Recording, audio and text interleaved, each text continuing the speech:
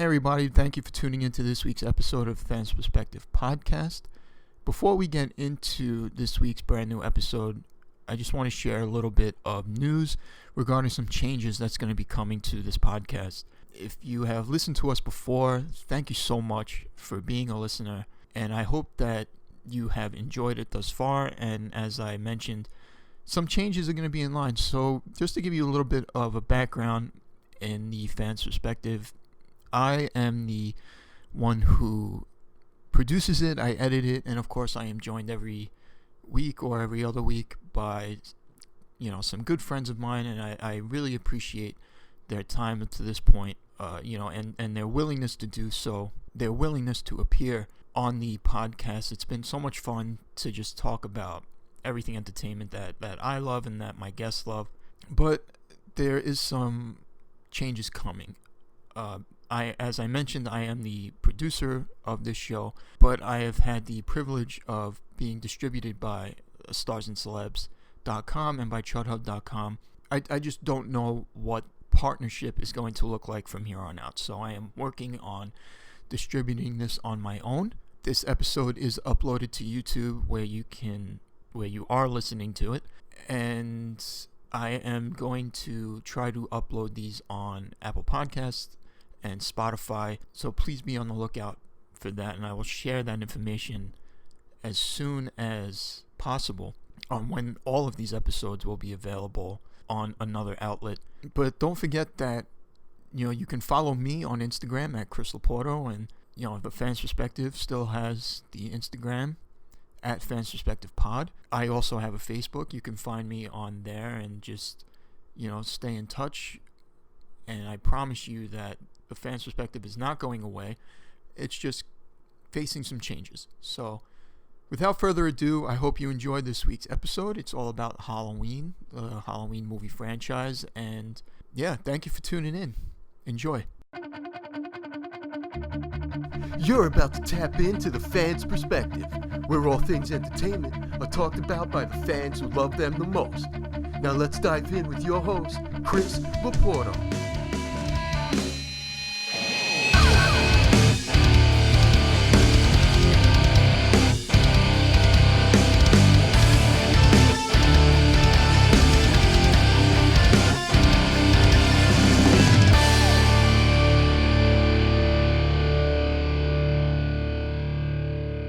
What's up, everybody? Welcome back to the Fans Perspective, brought to you by starsandcelebs.com and chudhub.com. You can get all of your entertainment news, read celebrity interviews, and much, much more great content. Chudhub is for all of you horror, sci-fi, paranormal lovers. Make sure you check that out. Don't forget to follow us on Instagram at Fans Perspective Pod, at Chris Laporto. And we are also on Facebook and on SoundCloud, where you're listening to this episode, as well as YouTube, where I upload them every week. Great to be back one more time. We got an exciting show for today, and we are joined, as you know, Tara is here with me. Hello. And we are joined once again by our good friend Dan. Dan, thanks for coming back. Thanks for having me, guys. Pleasure to be here. So it's October. It's my favorite time of the year, as I said in our last episode. And what better thing to talk about than Halloween? And not just the season or the holiday, but Halloween, the movie, the franchise. That's what we're going to be diving into today, is the entire franchise. We're going to talk about the legacy of it, and we're also going to do a little ranking, let you know what our favorite movies are in the series and our least favorite in the series. But before we do that, Tara, I know we kind of did this last time when we were watching Hocus Pocus, but I'm going to ask Dan, and you can also give your answer again. But Dan, what is your go-to Halloween movie? And I don't mean franchise, but like Halloween-themed movie. Yeah. I get it. I actually have a couple. Every year I watch, like, Halloween also is like one of my biggest holidays of the year. I love this season, like starting in September, basically, all the way up through Halloween. My girlfriend and I just binge watch as many like ridiculous slasher and schlock movies as we can possibly get our hands on. So it's a big deal to me, and I've got like my, like everyone has their Christmas classics. I also have my own Halloween classics that I go to every year. One is Night of the Demons. I mentioned that on the last podcast. It's like my all-time favorite horror movie.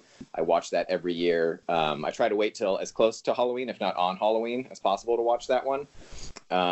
We also watch Scream every year, and a new addition to our yearly watch, Mandy, the Nicolas Cage movie that came out last year or 2 years ago by Panos Cosmatos or whatever.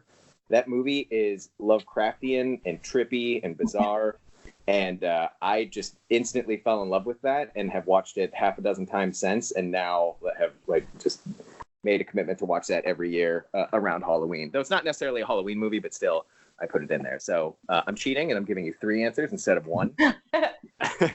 No, that's okay. Because I have multiple ones myself. So what do you got?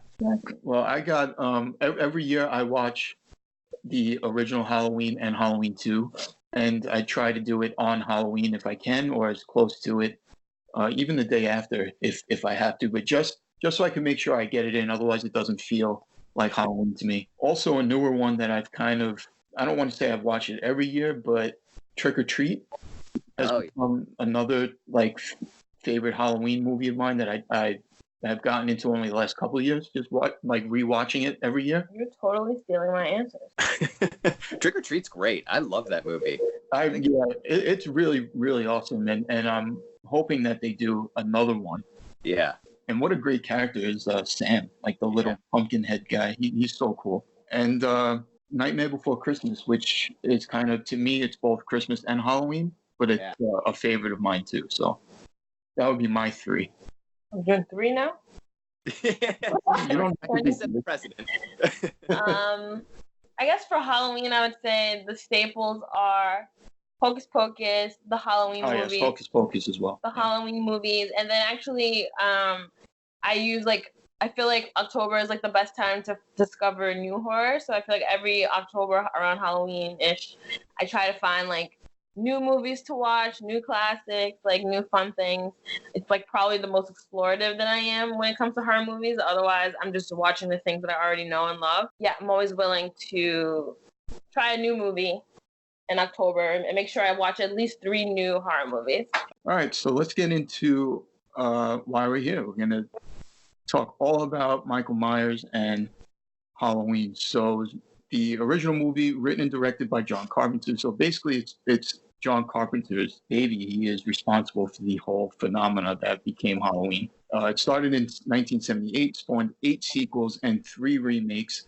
And I say 3 remakes if you count Rob Zombie's Halloween 2 as a remake, which I don't know if it's considered, but it is a remake. Well, it's a sequel to his remake, but I don't know if it's a remake of Part 2. You know what I mean? Yeah, I mean, I guess, yeah. We can get to it. I've got thoughts on that, but I think, I think it's safe to call it a remake because he does a lot with. I mean, the first 40 minutes of that movie is a remake of Halloween 2. It's all the hospital. It's all the aftermath. I think it's safe to call that a remake of both a sequel and a remake. All right. So, yeah, there you go. It's both categories. It is the most successful horror franchise ever, grossing a combined $620 million in the U.S. And with the release last year, it surpassed the Friday the 13th series.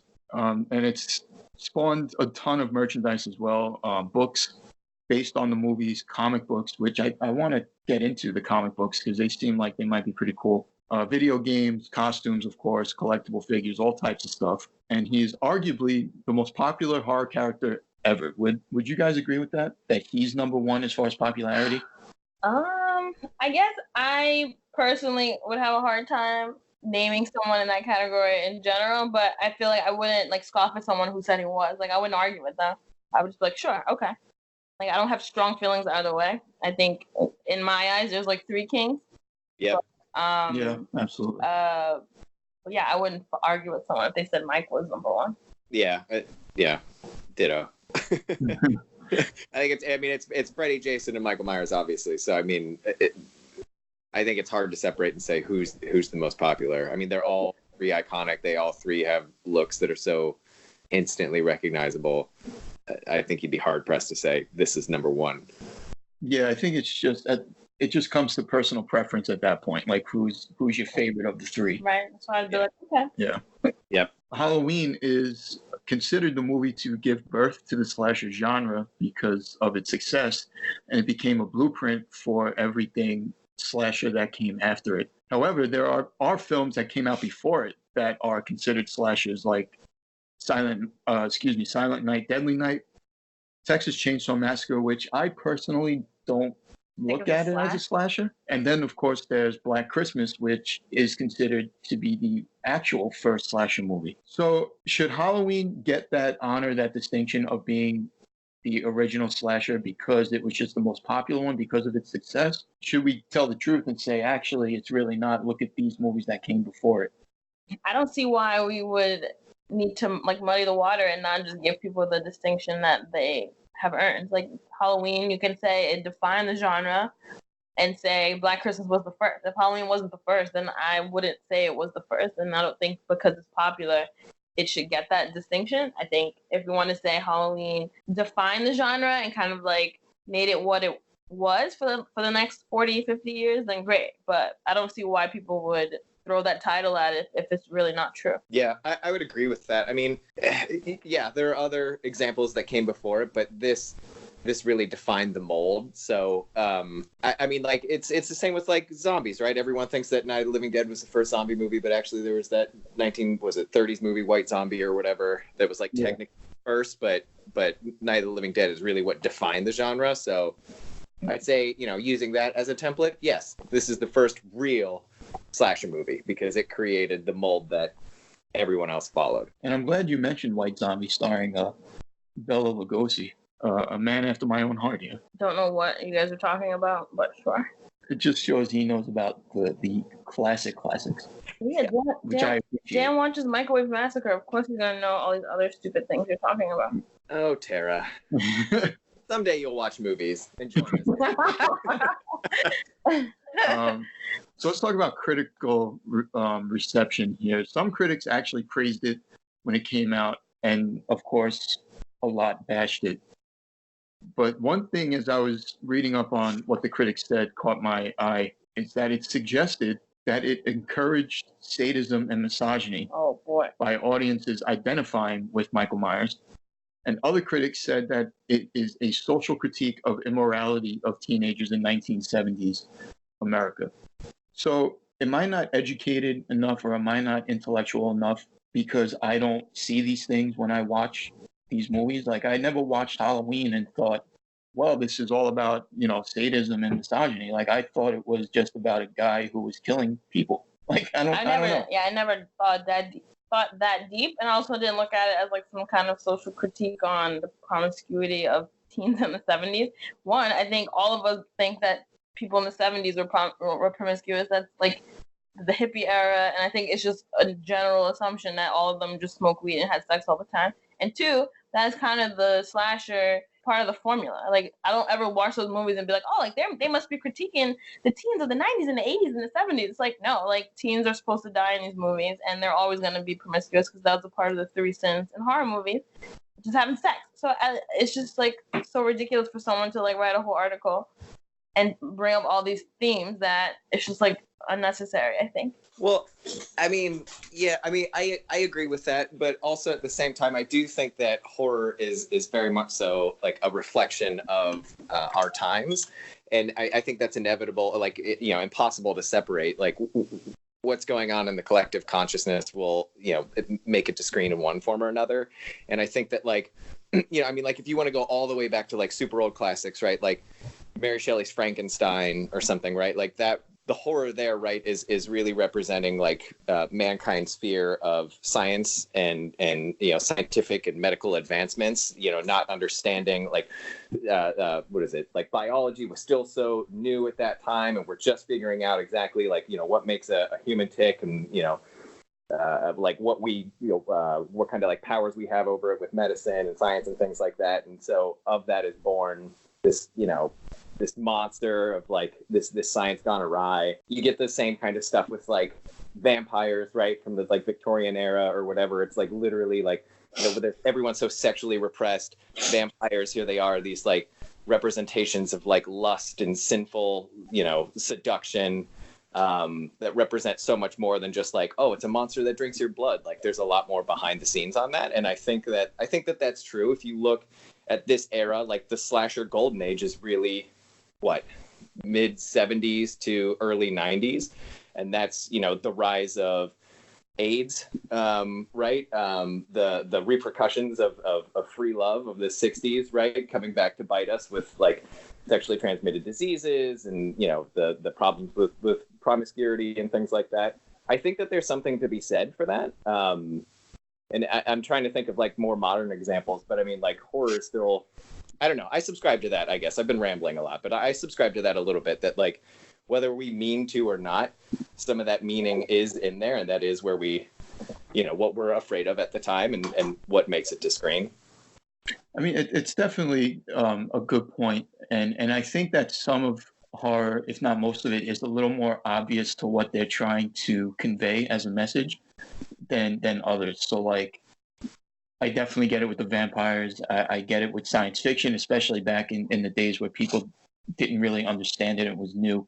And even today, when you see a lot of post-apocalyptic movies, and it's, we all get scared by that because we realize that can be a reality tomorrow. Or even like movies like Unfriended with like, social media and right, the dangers of social bullying. media. Yeah. Exactly. Or like the last podcast we mentioned The Thing, and about how that was like a direct allegory for like, the Red Scare, right? The fear of communism and stuff like that. That's what I mean. Like but that was one where they very much so meant that as that kind of allegory. I don't know. I think it's fascinating. I really like that like train of thought. I don't know. I mean, I don't think that it's like, I definitely don't agree that it's like, oh, it's glorifying sadism and masochism or something like that.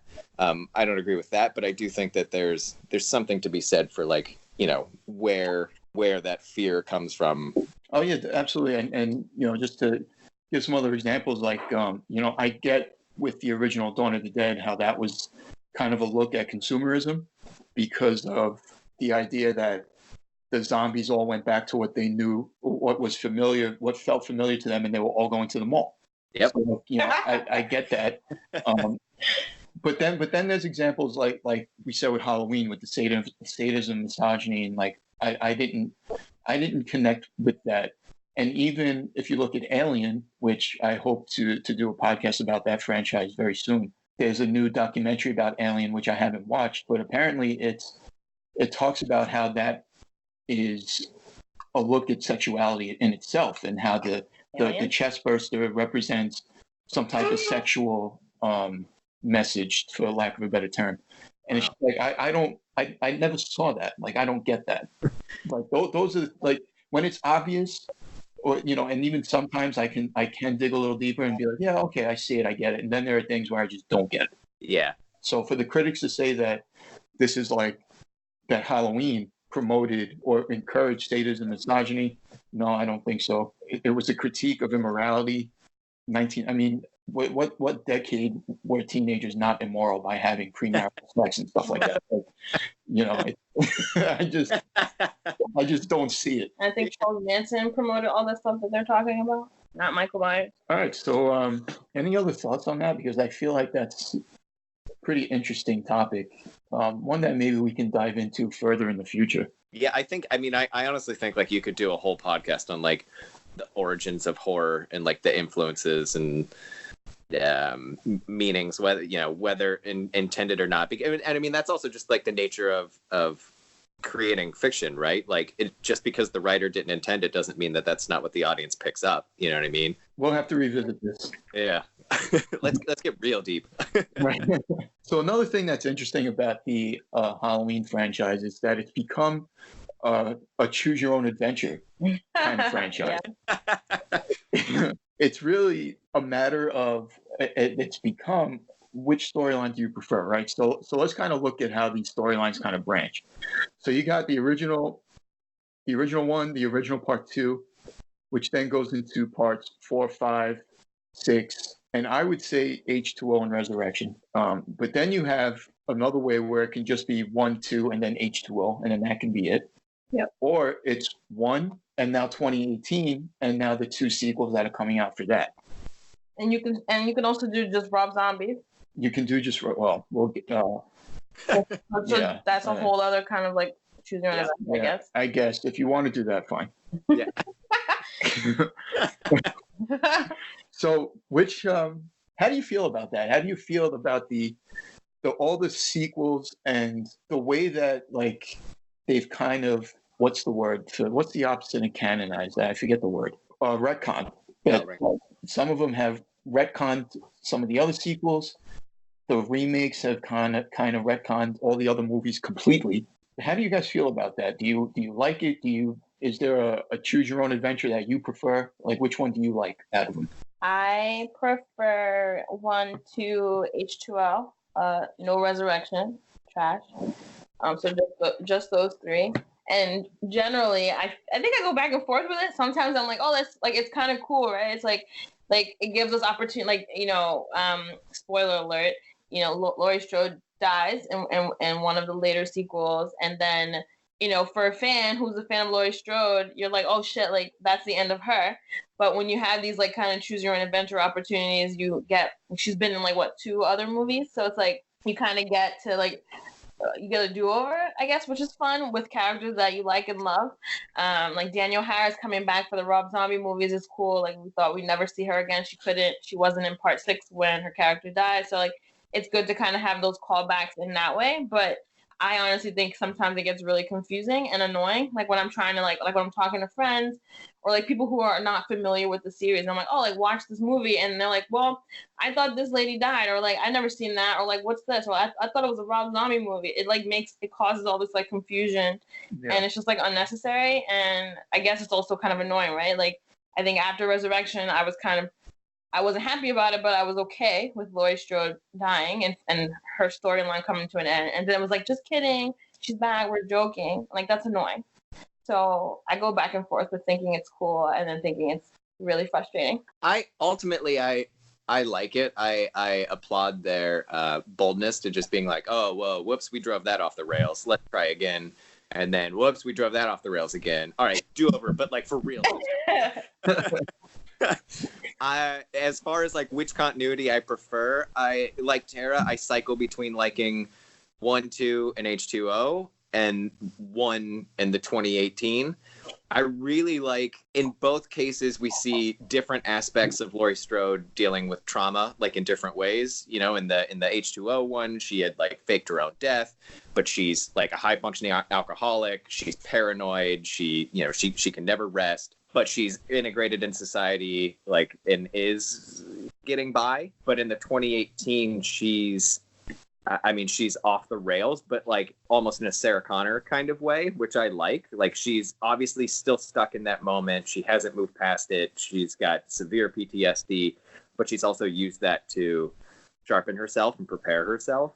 And I really liked what they did in the 2018 movie, so it's kind of a toss-up. I don't know. I loved how at the end of H2O, she got her revenge. She outsmarted him, and she didn't fall for his like, oh, he's probably dead, let him take him away. She's like, nope. Like I've seen this end poorly so many times already. I'm gonna finish this myself. I loved that. I don't know. I'm really excited to see where the new trilogy goes. I thought the 2018 one was great, so I don't know. I'm torn between those two, but I will go on the record and say this: fuck the Thorn trilogy. Yeah. Well, I can agree with that. I like 1, 2, H2O. I kind of like that storyline there. I also do like 1, 2, and then 4. 5. I mean, 6 is not good, and we'll get into each movie individually a little bit a little later on. But I think 4 and 5. I mean, 5 is not really that good either, but I really like 4. So I can appreciate that that's part of, it's a sequel.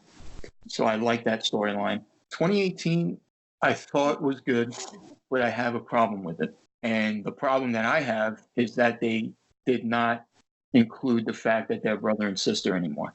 Yeah, that was trash. And they flat out got rid of that. Me and Tara talked about it at length when we saw it. And she said, well, in the original one, they don't really mention that either. It's not until part 2 that they say that they're brother and sister. And I was like, I get it. And maybe it's because that's what's ingrained into me. because obviously these movies came out before I was born. So I grew up with that being the case. Like Laurie is Michael's sister. So the fact that they changed it, I was like, nah, I'm not feeling that too much. I think because it just makes it weird. I guess their thought is like, oh, it makes it super random and so it's scarier. For me, I think it's weird that he's sat in there waiting for her all that time and like they have no relation. I guess you could use the unfinished business type like thing, but I think it made it so much better that they were siblings.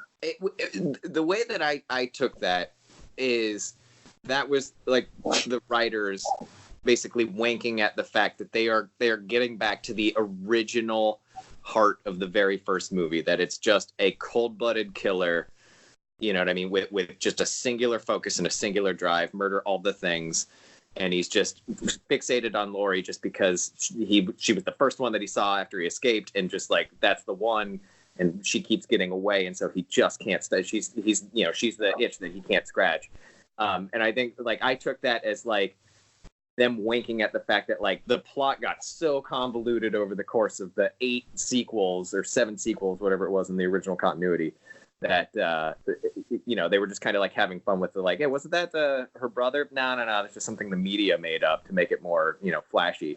I kind of took it as that, like they were just like winking at the like, oh my god, remember how ridiculous everything got? Nope, we're just back to a psycho after a girl. But I mean, that's not to say that I liked or didn't like it, but I when they said that line on screen, I was like, oh. Yeah. I remember seeing it in the trailer and was like, they better not even try it. I was like, oh, and they did. They did. They said, fuck that. Yeah. Unless the goal is to do that in the next one. Oh, that would be interesting. Yeah, I guess. When does it come out? Next year? Yep. And I think the third one comes out the year after. They're doing these two back to back, I believe. Yep.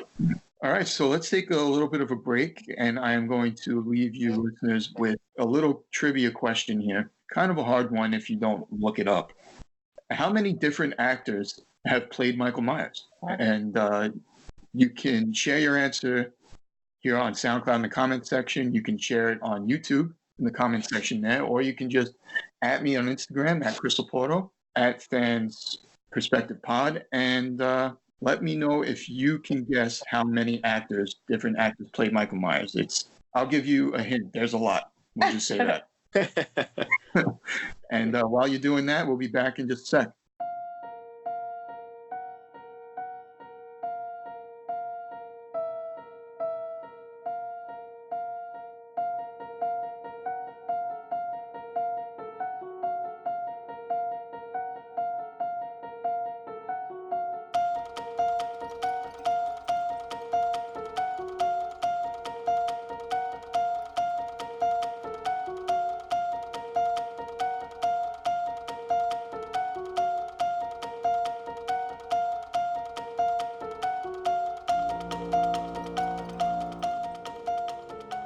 So here's how we're going to try to do this, right? We're going to try to rank each movie, but we're going to do it a little differently. I think last time we treated it like a round robin when we did the Nightmare franchise, but it felt a little repetitive, right?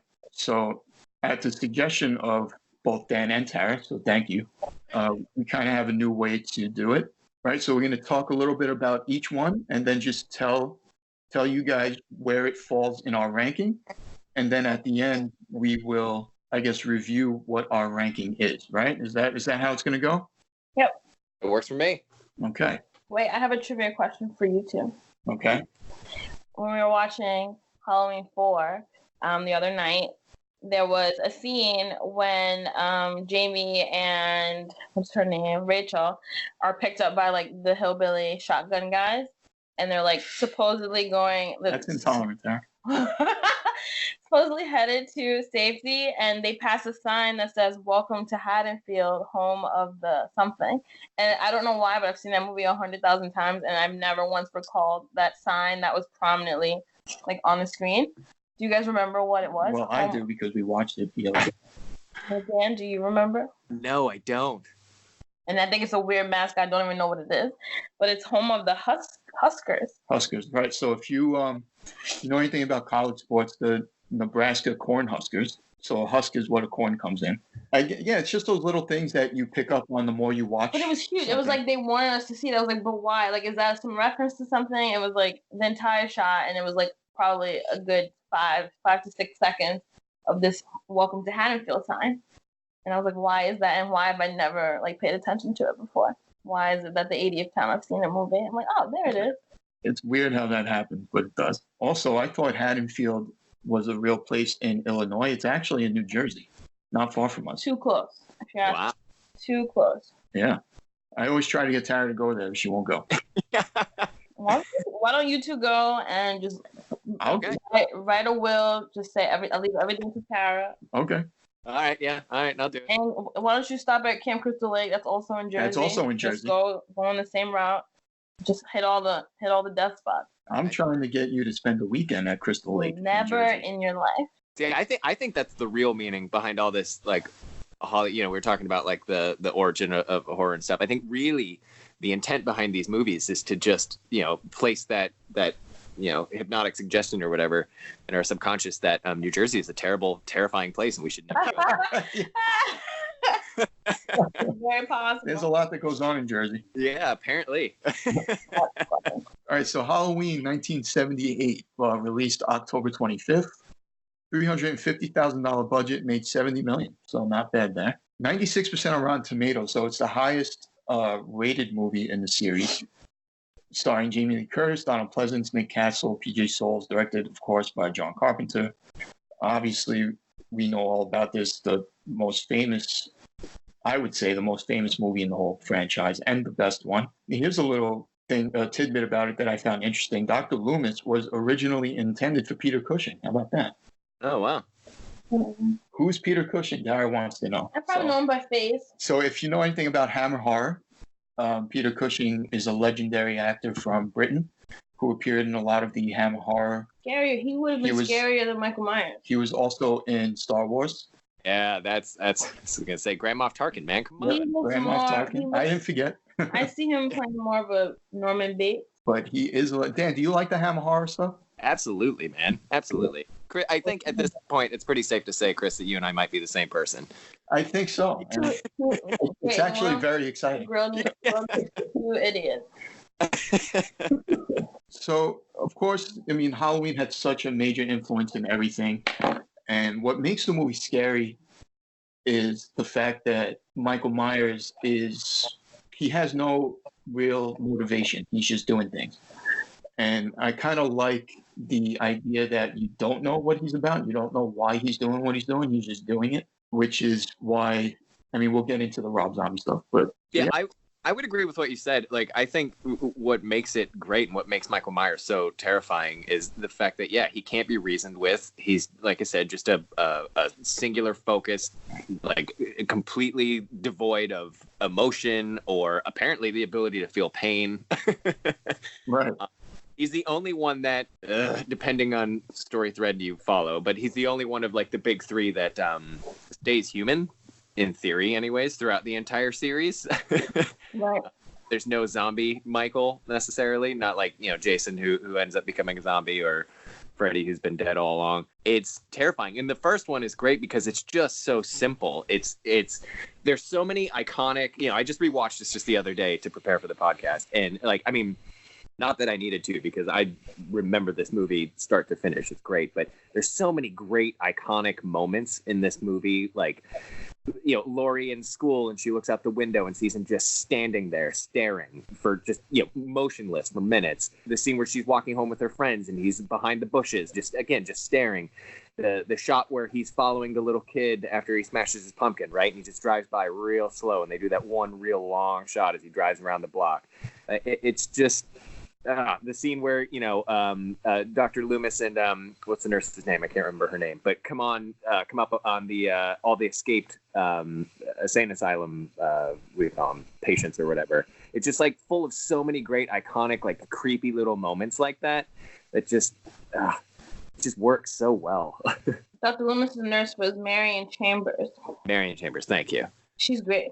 I think I agree with all the things Dan said. Like, those are all the things that made it great. I think watching it now, I think now having seen like a lot of, because you can't, I don't think anyone with their right mind would say that Halloween is not a slow paced movie. It takes a long time for us to get to the climax. It's probably a solid hour 20 of him just driving cars, standing behind bushes, doing really weird things.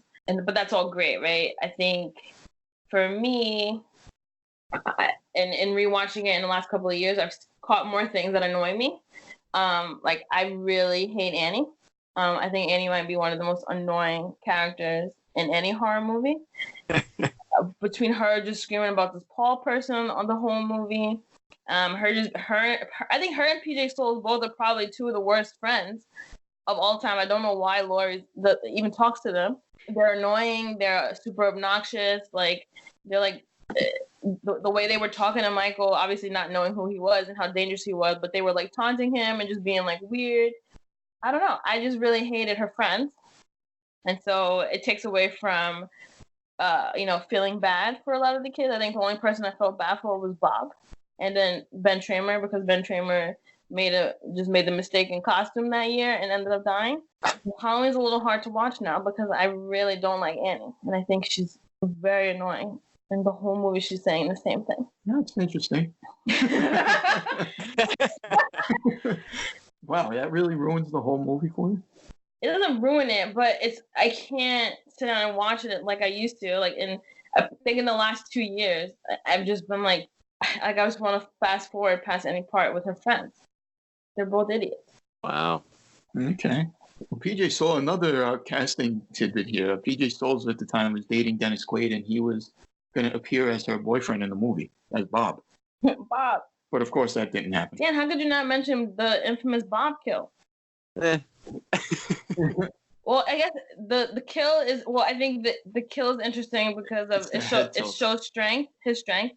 Yeah. And then also the famous head tilt. That was very creepy. Or like the observation of his own work. He's like, oh, like, what's that thing here? Like, let me check him out. Like, I guess, and like, I feel like Michael's like taking the time to like maybe formulate what this guy might be like in his head. Like, oh, like he was probably gonna be a painter when he grew up. Yeah. It's being very strange. And like watching his work, that's probably my favorite scene in the movie. I think probably top 3. Yeah, it is a really great moment, and it does show just how creepy. Because again, he's so strong, and he's so just absolutely silent. The only thing you ever hear of Michael Myers through the entire series, with the exception of the remakes, which we can talk about later, is breathing through the mask at best. You know, he never grunts, he never screams, he never even breathes, like he's out of breath. It's just breathing, just creepy breathing. And yeah, the way he tilts his head in that scene, and then he seems so, I don't want to say dumb, but just not clever throughout the entire movie. But for some reason in that scene, like right after he does it and then he dons the ghost costume, it's just like it's slightly out of character for him. I don't think he really does that ever again in the series, if I remember correctly. Like he never does anything that clever where he's like, I'm gonna don a disguise. Right. I don't think he does. No, I don't think so either. But I do think that the scene of him, like, pinning Bob to the wall and killing him and then admiring his own work is the origin of Michael's, now I want to play with dead bodies. Like, because throughout the movies, then after that, he loves to propping them. Yeah, exactly. Like, he'll kill someone, let someone see the body laying on the ground, they'll freak out, run away, and then he'll sneak back in, grab them, and eat it prop somewhere else, Then you have me imagining him like doing this like weird scurry, like hiding in the corner, letting them see the body and run, and then he like scurries back out and like does this get up. Exactly. That makes it so funny, actually. That's actually something that I would love to see them just in like a little like throwaway scene in one of the sequels to the modern reboot. It's also like not even just like a quick prop. Like it's like super elaborate. Like he'll wrap you up in Christmas lights, stick an ornament in your mouth. Yeah, exactly. Like, it's like very like. But that's what I mean, because no one sees him do that, of course, because this is 1978. That like it's not like everyone's walking around with cameras or anything like that. But in the new movie, the 2018 one, Laurie's got cameras everywhere, right? So security cameras and everything. And so after he kills. Sorry, I'm going to jump ahead a little bit. But after he kills Judy Greer's husband, and then stuffs him in the closet, right, for Laurie to find in a little bit. I would love to see somehow go back and review one of her security tapes, and they see him like literally running out, grabbing that body, running into the house, like stuffing it into a closet, wrapping him up. You know what I mean? Like, It's so ridiculous. That would be pretty cool. Actually, it'd be fun. I need some horror producer to create a whole movie about the behind the scenes of a killer. Yeah, exactly. And just like Show us what happened. That band, kind of music. Because like, how many times do you have to put the body up there, and it kept falling down, and he's just like, you know, it's like trying to stuff too much clothes in like a suitcase kind of thing, where it's just like, just stay. Anyways. It's also I think it's like the second time we get a glimpse of his face, his real face. Yeah. It's the first of 2 times. Yeah. That we see his real face. Yeah. And of course the mask. Well, I guess 3 times because they do it again in 2018. And of course the mask is William Shatner's face, just spray painted white. Mm-hmm. Yeah. I wonder how he feels about that. And I don't think he gets money from it. No, probably not. No, I probably. feel like it was like an indie movie. He's probably like whatever. Or like they probably didn't even ask. Well, I think that stuff is fascinating too, because it's like, you know, the Jason, you know, hockey mask, that was just also like a random coincidence that some prop guy somewhere, you know, was just like, oh, because he didn't even don that till what, the 3rd or 4th movie? Mm-hmm. The third one. Yeah, 3rd movie, yeah. You know, and it was just kind of like a random, like, well, we'll put this on his face so we don't have to show his face, and then that became so iconic. It's the same here where they're like, well, we don't want to show his face because it's Halloween, we want it to be creepy, but we also have no money. Right. Or they got a William Shatner Star Trek mask, painted it white, teased out the hair, and they're like, I guess this'll do. Because also, something I don't think we've mentioned yet, but, you know, the Halloween franchise was meant to be an anthology. Every movie was just supposed to be a different horror story that takes place on Halloween. So this was just supposed to be a one-off. There was no intent to do any more with it. And then after the success of the first one, the studio forced Carpenter to make a direct sequel, which he, you know, acquiesced to and made. And that's why 3 has nothing to do with Michael Myers, because after 2, they were like, okay, you can do your anthology. He did 3, it didn't do as well. And they're like, all right, nope, it's got to be Michael Myers moving forward. And he bowed out. But I don't know, I just think it's interesting that, like, the iconic choices, you know, like we talked last time about Freddy's sweater being an intentional choice because red and green vibrate and make you uneasy. These 2 were the complete opposite, where they're just like, we got $4 and there's a Shatner mask. We got $4. You know, like I think it's interesting the way stuff like that. A really good case of mistakes that matter. Yeah, exactly. That just works so well. All right. So speaking of, let's get into Halloween 2. Came out in 1981, October 30th. $2.5 million budget, grossed $25.5 million, 28% on Rotten Tomatoes. So immediately, as far as the critics are concerned, the franchise starts going downwards. Jamie Lee Curtis is back, Donald Pleasance, Charles Cyphers, Dick Warlock, Lance Guest, directed by Rick Rosenthal. And as you mentioned, Dan, this was something that John Carpenter really wasn't crazy about doing, which is why he didn't direct it.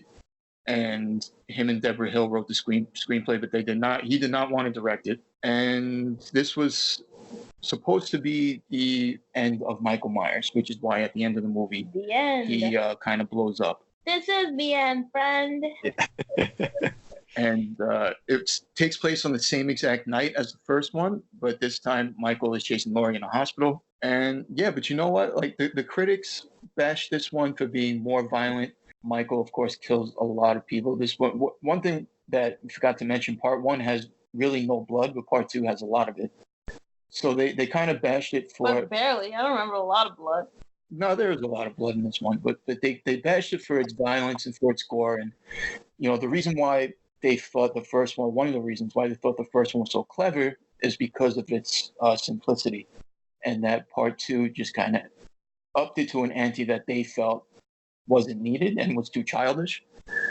I mean, I totally disagree, because I, for the most part, hate critics. But I mean, I think Halloween 2 is, to me, it's a lot of fun. Like, I really like this one. It's one of my favorite ones in the whole franchise. I love the whole chase thing in the hospital. I love that there's more people for Michael to kill, as morbid as that sounds, but it's just a movie. But I dig this one a lot. I would say I would have like a response to like people who said that it's like I guess too amped up or like too bloody or too ridiculous and over the top, and that the first one was better because it was simpler. I personally feel like it's probably a natural progression. Like Michael in the first movie is fresh out of the psych ward, I guess. Hasn't really killed anybody if you don't well, outside of Judith. But he's kind of like, testing the waters, right? Like he's just choking people, quick stab here and there, like a lot of strangling, like very simple things. I feel like he's like warming up.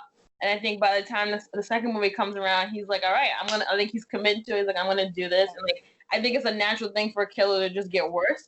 Like everyone's like, generally, when you look at serial killers, their first kill is pretty innocent, right? They might like kill it, like, hit an animal or like smother something, like something like, I don't want to say small, but like, not as gruesome or crazy. And then like, as they go on, it's a little easier for them to do. So I think it's probably not as weird for him to like get a little crazier by the end of the night because he's like having fun now. I real quick just want a quick aside. I would like to get some T-shirts made for this podcast, and I would like to put Tara's quote. Oh God. Their first kill is pretty innocent. If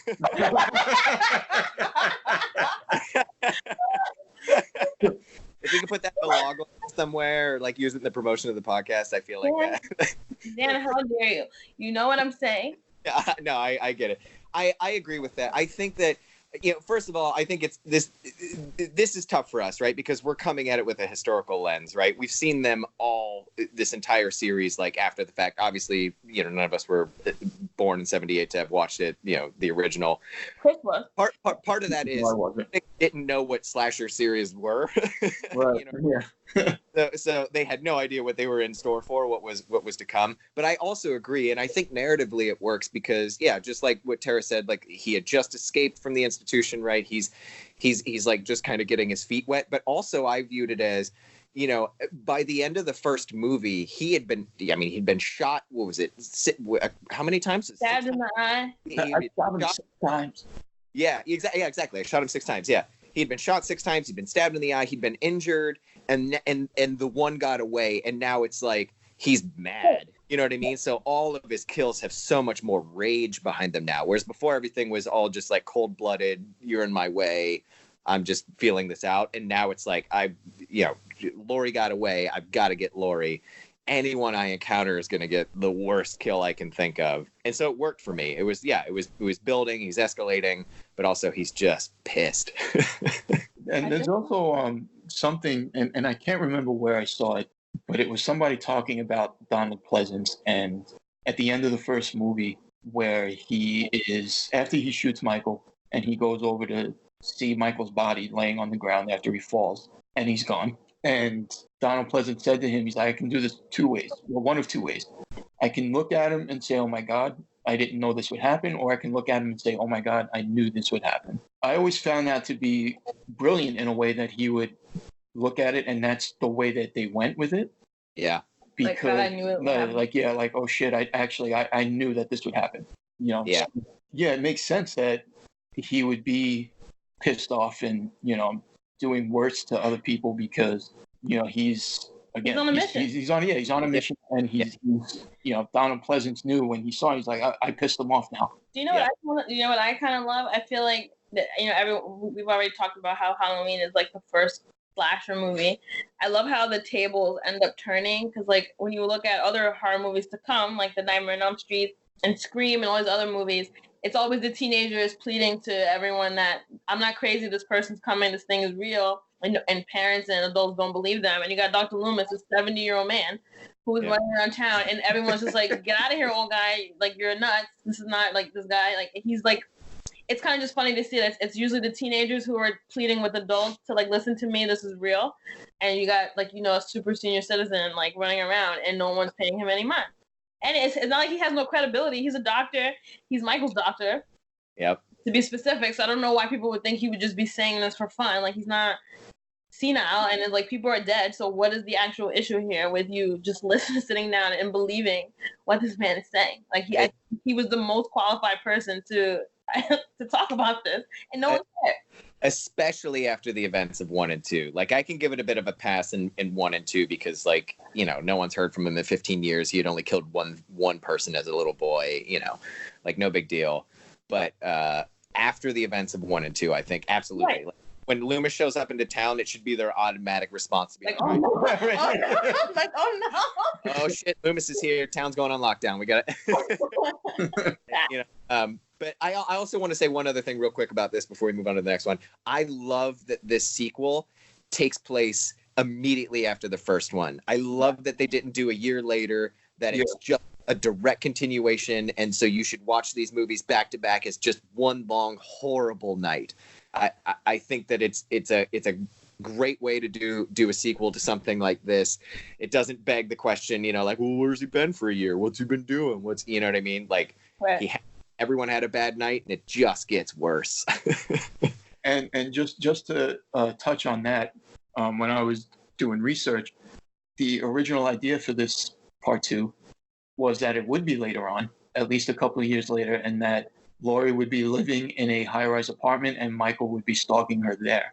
And then they decided, let's change it. And Well, she was like living in New York City or something. I guess, but I agree. I'm glad that it's the same night. I like that he's just trying to finish what he started in the same night. And I think it makes him more menacing. Even though Jamie Lee Curtis has a crazy new wig in the second one. She looks crazy. But whatever. She's just been through hell, Tara. Okay, come on. The wig is crazy. It doesn't even look anything like her hair in the first one. All right, so Halloween 3, Season of the Witch, came out in 1982. And it came out October 2nd of that year. $2.5 million budget. It grossed 14.4. Has a 42% Rotten Tomatoes. Starring Stacey Nelkin, Tom Atkins, Dan O'Herlihy, and Nancy Keys, who is Annie, but actually came back for this movie. The original Annie? The original Annie. It's directed by Tommy Lee Wallace. And how old is she in that movie? I've never seen it, so. I don't know. But Dan, as you mentioned, this was supposed to be the kickoff to the anthology that they wanted Halloween to be. This one is labeled as a science fiction horror, and it was heavily criticized by both fans and critics because Michael Myers is not in it, but has since become a big cult favorite and is even considered, depending on who you ask, to be the best of the whole series. I mean, as far as me, I'll go first with this one. I hated it when I first saw it because of the same thing. Like, it's not Michael Myers. Why would they call this Halloween? But then, of course, I learned more about why that is and what they wanted to do with it. And the more I watch it, the more I appreciate it for just what it is. I think if they just called it Season of the Witch, it would be a better movie, or at least have a better reputation. But it's kind of redeemed itself just by existing over the years and people appreciating it more. As far as the Halloween franchise, I can't say it's one of my favorites, but if you're just watching it, not connecting it to Halloween, I think it's an enjoyable movie. Yeah, Tara, you said you haven't seen it, right? I've never seen it, so I'm going to tap out of this round. Yeah. Listen to the points that you make and take your word for it. When I first saw this, I had the benefit of knowing the backstory first, so I didn't go in and do the whole like, wait, what the hell? Where's Michael? So I was able to view it with that lens from the start, and I loved it. I think it's great. It's a great B movie, B horror movie. It's got one of the most was it like brain worms, like just buries yourself in your brain and you can't get it out of your head. The song. The theme songs? Yeah. Halloween. Like, Yeah. I love it. Actually, my girlfriend and I have tickets to go see it at Alamo on Halloween this year. And that's awesome. It's so good. It's so clever. Yeah, I love it. I think it's great. Yeah, when you view it in the broader context of the entire series, it makes no sense, absolutely. So it's hard to be like, yeah, that's my favorite Halloween movie. It's a great movie, and I love it on its own, but that's tough to be like, yeah, it's one of the best Halloween movies. It's definitely won me over as time has gone by, and I like the theme of it, like the effects of fun and the fact that it's meant for killing children. Like that's the whole plot is pretty morbid, and it's super dark. Yeah. That's that even Michael doesn't do. Like he barely even when he encounters children, he rarely even attempts to like grab at that. You know, like he may do like a lackluster like, hey, get out of here, kid. Like, you know, like he'll lunge at a kid or something. But you get the sense that he's more just like trying to scare them than try to actually kill them. This is a movie in which a company exists solely for the purpose of murdering children. Which I don't know. Again, if we want to get back to, you know, the meaning of the horror or whatever, what does that say about us, you know, as a culture in the 80s where we thought that, you know, corporations were so evil, you know? Sure.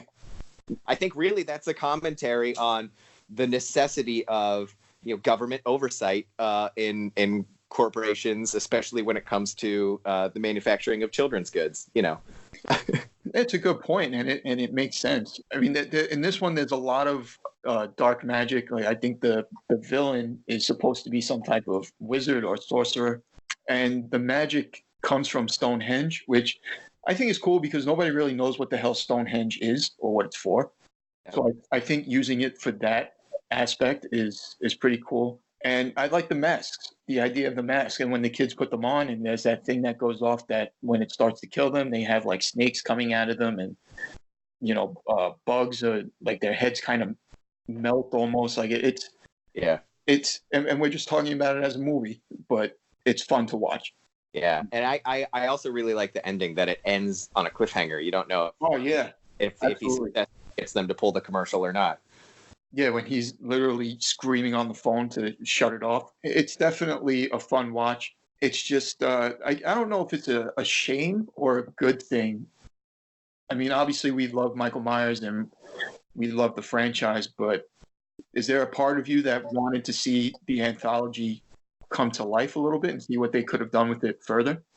Yeah, I mean, I would love an anthology. Like, I feel like, you know, there have been a handful of anthology series that have like tried with varying degrees of success. Like the VHS series, first VHS was good, the second VHS was no good, the third VHS was unwatchable in my opinion. But like, I like that idea. Oh, like you said earlier, Trick or Treat, like that was a cool little anthology movie. I would love to see more of that. As long as as long as they're not just pumping them out to pump them out, but if they've got ideas, I love that concept. I think that it's cool to do, you know, every year is a different movie. It all takes place on Halloween, but that's the only connective tissue. That's it. We don't need no connected Marvel Cinematic Universe or anything like that. It's just creepy stories you watch every year. I think that'd be awesome. Yeah, no, I kind of agree, but I think at the end of the day, I like that Michael came back. Oh, I'm Return to Michael, absolutely. So speaking of the return, perfect segue. Halloween 4, The Return of Michael Myers, came out in 1988. So quite a few years later, October 21st. $5 million budget. It grossed $17.8 million and has a 30% on Rotten Tomatoes. Donald Pleasance would come back for this, but it also stars Ellie Cornell, George P. Wilbur, and introduces Danielle Harris. Directed by Dwight H. Little. And so this obviously in the title is The Return of Michael Myers, brought back because Mustafa Akkad wanted it to happen because of the failure that Halloween 3 was at the time. So they said, yeah, we need Mike back because that's what people want to see. And this one is probably, as far as the sequels besides Part 2, is probably the best out of them, at least from my perspective. It's definitely... What? Of all the sequels? Besides 2. What? Okay, we'll get to it later, but continue. Ooh. I'm not talking about remakes. I mean like sequels. Right, H2O is a sequel. Okay, all right. So it's also become a cult favorite of its own. And I think, we say cult a lot, but I think it's just because of how low it's rated and that fans really like it. So it's just called a cult film. This is one that I think it was a good return for Mike. I think it's a good, fun movie. Laurie Strode is apparently dead, and now he's stalking. You mentioned Mike doesn't kill kids, but he's trying to in this one. He's trying to kill Laurie's daughter. Laurie was supposed to be in this one, but Jamie Lee Curtis was like, "I'm done with this franchise. Leave me alone." And so they rewrote it to kill her and have her daughter instead. But it was actually written for her. But she refused to do it. Yeah, actually, I didn't know that. And she was a bigger star by the time this movie came out anyway. But True Lies had already come out, right? No, True Lies is in the 90s. But Trading Places came out. Wait, what year is this? This is 80 what? 88. Oh. I think maybe A Fish Called Wanda came out, which I know she got a lot of praise for. What say you about Halloween 4? Well, I love Jamie. Jamie's probably, I think for she's 10, 11, holds her own as a final girl. I think she's definitely one of like top 5 final girls in all horror movies. She's up there with like Sydney and Nancy. I think Jamie is actually like legit for being a little kid. She goes through a lot between 4 and 5. So a lot. So I love it just off the strength that it gave us Jamie. I think obviously I was super excited to see Michael come back. I think this is probably the beginning of when the movie turns into like standard horror, like horror / teen rom-com / like all these other things, because you got like Brady and Rachel's storyline, you got like the bullying, like it kind of turns into like a teen movie versus like the straight slasher that it was prior. But I do really like it. It's fun. I think it has some. It doesn't have great kills. I feel like, oh no, I take that back. Brady's kill is kind of cool, but for the most part, I feel like nothing really stands out. But it's probably one of the best packages from like a holistic perspective from all the movies outside of the original. So it's definitely my favorite. I really love that. I really love 4. It's a good return. Yeah, I would agree. I would echo both of your sentiments. Chris, I agree. Like, yeah, I know, Tara, it's not on par with H2O, but I think it's a great entry as far as, a sequel goes. It's a great return. I do think that the character of Jamie is great, and was it Danielle Harris or whatever that plays her is incredible. Like, and I think that, you can't help but like compare it to Friday the 13th, that also followed a similar format where they introduced like a child, protagonist. But you compare Danielle to Corey Feldman, like she's so great, especially as like a young child actor. I'm kind of surprised that she didn't go on to do anything else, because she does a great job in this. Like, she's very believable for being a child in terror. Like, she does a really good job in her more serious scenes. She doesn't, like, she's got that child acting cheesiness, but she's surprisingly refined for such a young actor. She did a lot of her own stunts, and she has some crazy stunts, like falling down the stairs, and like a lot of she gets pretty messed up in this movie, and Danielle Harris does like 90% of them. Yeah, I also like the little winks and nods they do to the earlier movie, in which she chooses the clown costume as her Halloween costume and stuff. I love the twist at the end, where she stabs her the stepmom or whatever. I think it's a great entry in the series. I really like it. I think it breathed life back into Halloween. Unfortunately, just to have it all stolen away again with time. So you think that was maybe the beginning? I mean, I don't know what the filmmakers were thinking moving forward. The fact that Jamie at the end stabs her stepmom or foster mom, and she's wearing the costume, and Dr. Loomis is screaming, no. And of course, we would see what they would try to do with Mike later on is more like a supernatural thing. Do you think that was kind of the beginning of that, where they tried to say, hey, there's something more going on here, and like there's some type of link? Part 5 would expand on that. We'll get into that in a sec, but because at the end, when they shoot up Mike and they think he's dead, and she goes over. Actually, it was right before that. She goes over to hold his hand. Right. So she's like connecting to him in some way, and then the twist at the end. So I don't know if they fully intended it or not, but I think it's impossible to not see it that way after watching the entire series. Like, I feel like that's them planting the seeds for what they were about to do in 5 and 6. So that's why I call that, and I think it's kind of, I don't know if it's popularly known as this or not, but the Thorn trilogy, 4, 5, and 6 is like the end of that run. I feel like I'm dead. Well, it's a good. I really like it. I agree with everything that you guys had said. I think it's a great series, and I hate, like, it's definitely the best of that quote unquote trilogy. I do think that's, whether they intended it or not, that's definitely the route that it was headed down. So I feel like I read somewhere that Jamie was supposed to be the new killer, and I think either audiences or like somebody didn't like, producers at the studio, somebody didn't like it and were like, hell no, like deviate from that, figure out a way to like continue the story, which is why like in part 5, I think she's like kind of locked up. They allude to her stepmom or foster mom not dying from the attack in the tub or in the bathroom. Yeah, it's like kind of weird, but Yeah, I think they were definitely trying to do something cool, and I think either people didn't get it or didn't like it, and so they just kind of like mixed it. He's a Halloween boogeyman. He comes with a master plan, and he drives through the night, waiting for you. He's a Halloween boogeyman. He'll take what he can, and he'll collect your soul in a garbage can. He's a Halloween boogeyman. All right, so let's get into 5. Let's segue into that one. Wait, So- can I make one comment about Rachel?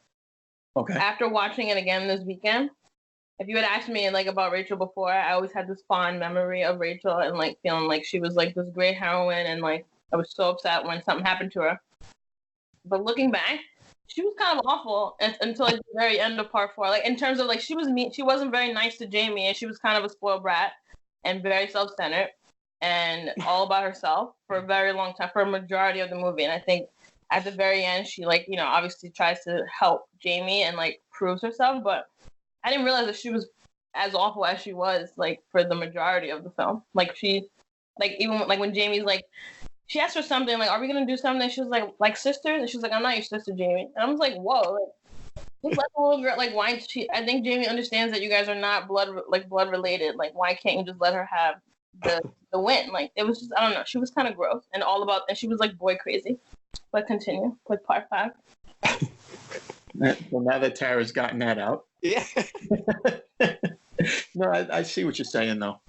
But I just think she was a teenager that was crazy about a boy and didn't want to babysit her foster sister because she was supposed to hang out with that boy. So That boy Brady. Chris, he has yeah. a name. Well, whatever. But Halloween 5's The Revenge of Michael Myers came out in 1989 on October 13th.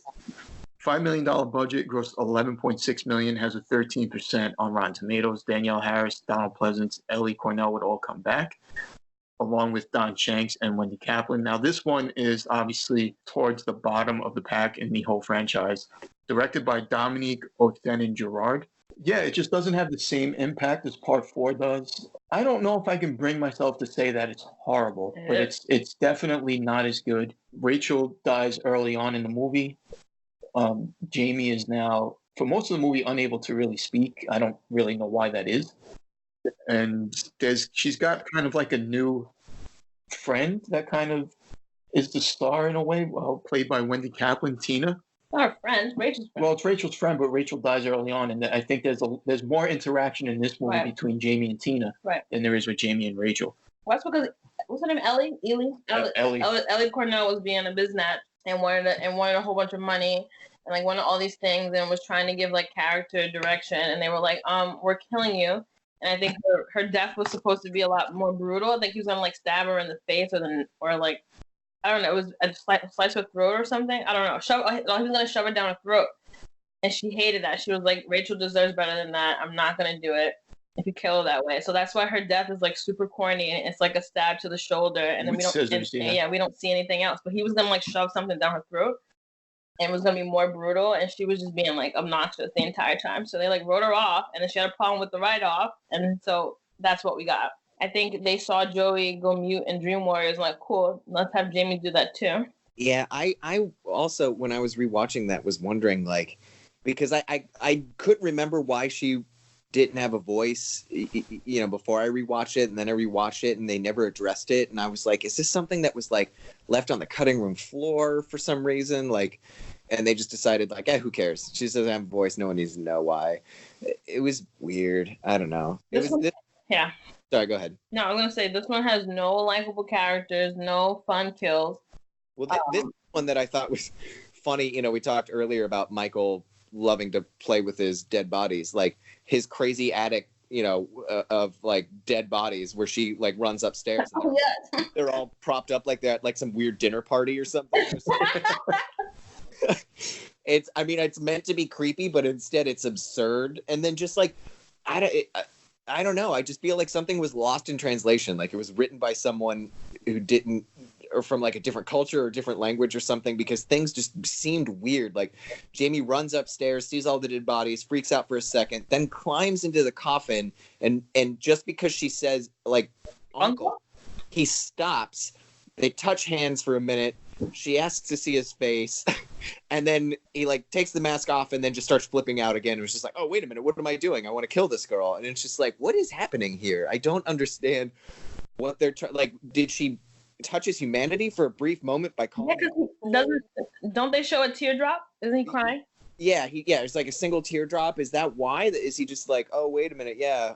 Well, I guess you're supposed to believe he's being held captive by the thorn curse, and maybe he doesn't want to kill his family, but he has to. Ugh, I don't know, but just that like makes it really difficult and annoying. to be like, where can I hide? I know, in the coffin. This movie also has a part that I guess breaks my heart and makes me angry when he kills the homeless guy that nursed him back to health for an entire year. This man was caring for him, bringing him food, wrapping this homeless man was so nice to him for a whole year. And Michael could have just snuck out and left the man to like turn around and never see him again. He didn't have to kill that man. I know Michael's crazy and evil, but for some reason that death really bothered me. I was like, Michael, you couldn't spare this man and just walk out. Like you do these disappearing acts all the time, and this is the one time you choose not to do it. I agree. I love that. I also love that that's so clearly all shot in the same day, because like the homeless guy is wearing the same clothes, everything's exactly the same, and we're supposed to believe it's been an entire year that he's nursed this silent, like psychopath back to health. Never taken his mask off. Apparently, we get no like sense that there's been any like communication between them, armed or anything. Just this homeless guy's like, yeah, I'm gonna take care of this guy for a whole year. That's fine with me. Love that. Love that. It just like, and like there's no calendar there, so like does Michael just have like a perfect internal clock to know that 365 days have passed, like it's time to murder? No. I mean, they do technically address that. It's the constellation comes back every year, and that's what like reignites him into his murderous frenzy. But it just it's just such a bizarre, like it's so lazy. That's my problem with it, is that the writers are just like, and he makes it to a homeless guy, and then we just fast forward a year, and and then he'll kill that guy, and then I'll just move on. And just like they're not even trying, and that's what bothered me. Yeah, I mean, this is a weak entry into the series. I thought I thought she shined again, but it was in a bad movie. So yeah, I felt bad for her. She had to like carry this dead weight of a movie. Yeah. Speaking of dead weight. Oh wait, you know what else I realized? What? That this movie also falls curse to the terrible five. Jason, Michael, and Freddy all have terrible part 5. This is horrific. Dream Child is horrific, and part 5 of Jason is not even Jason, and people hate it. So I think horror movies, I think this is like the peak. The part 5 is always a problem. I think they get a little stuck on what to do after part 4, because consistently part 5 is just bad. Like same Chucky part 5 is bad, which I think is Seed of Chucky. It's like really bad when they get to 5, and I've noticed that pattern. That's a great observation, actually. Halloween 6, The Curse of Michael Myers, came out in 1995. 5. There's that number again. September 29th. So I think this was the first of the series that came out outside of October. A $6 million budget, grossed $15 million, and has a 6% on Rotten Tomatoes. So it is the lowest rated of the entire series.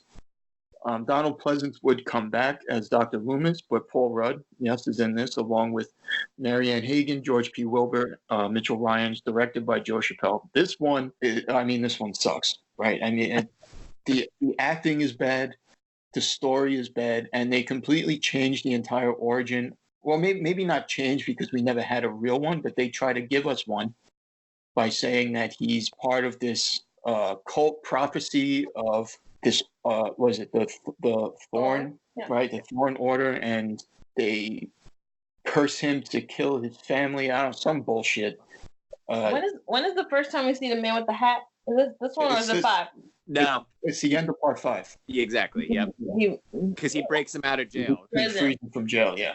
So Well, the first thing wrong with this movie is that Jamie died, and it's not Danielle Harris, which is horrific. Which is probably the biggest thing about this movie, and maybe the only thing of actual relevance is that Jamie Lloyd gets killed off, in the beginning In of a the very movie. gruesome way. She has a baby. Mm-hmm. She dies in a gruesome way, which I think is why Danielle Harris didn't want to do it. The movie is about pretty much protecting her baby from Michael Myers, but also this new character played by Marianne Hagan. What's her name in the movie? Oh, the cousin? I forgot her name. I don't know, but her son is marked by the thorn to be next, and There's a line.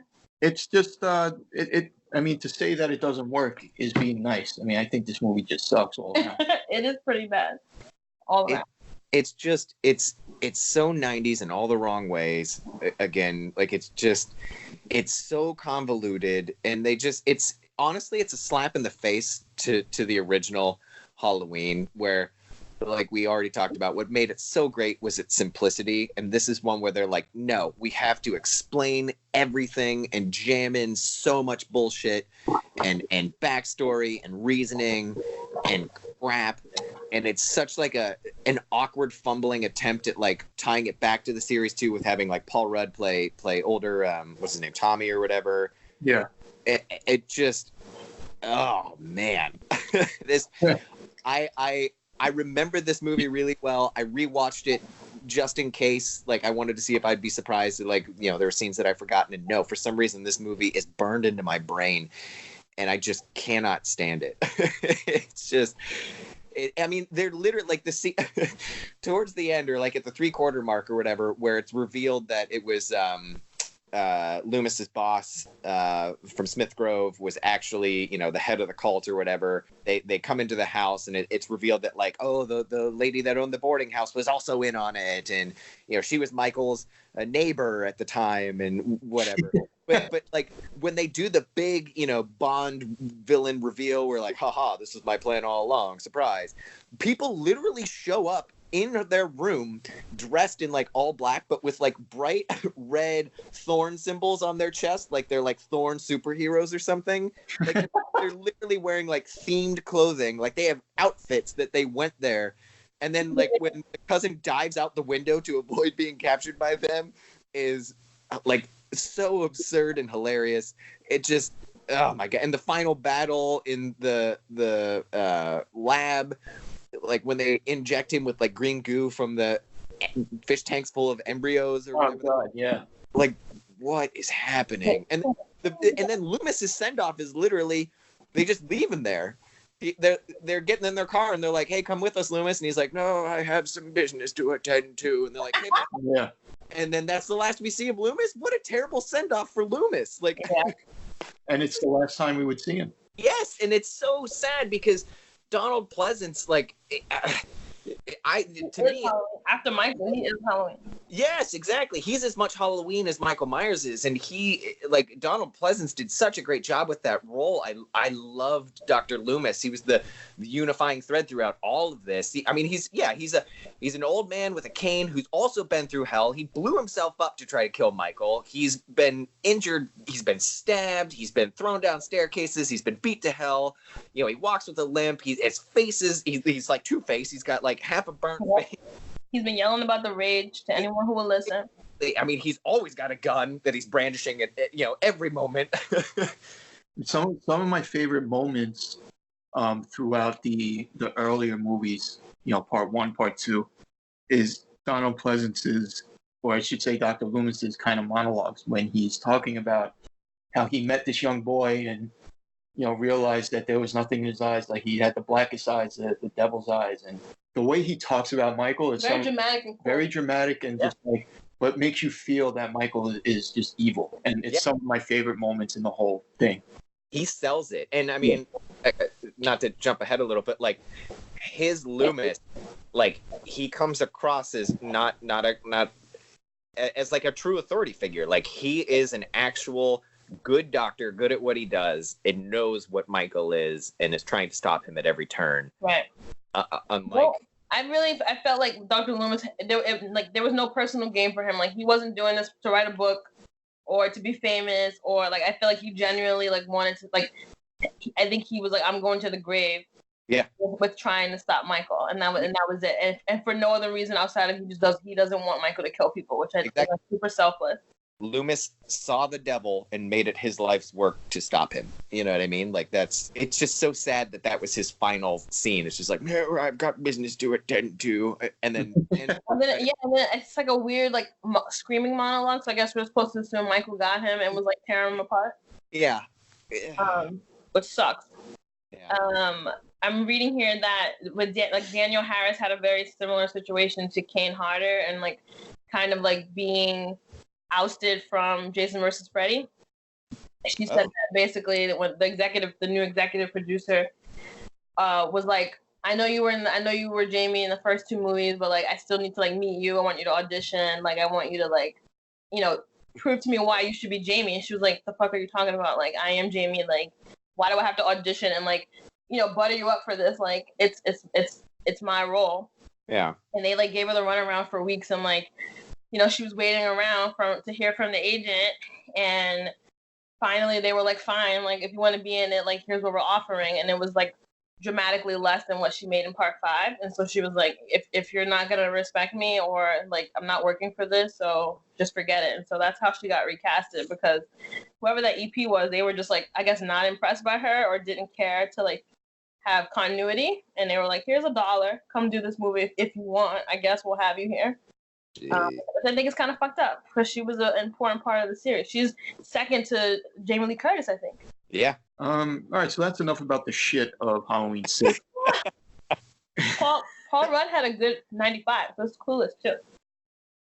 I like Paul Rudd, so I won't say anything bad about him. Yeah, right, exactly. Gave it his best. How dare you guys talk about Clueless in a negative way? I was talking about his. I was talking about Paul Rudd. So then we go from that to Halloween 20 years later, or H2O, came out in 1998.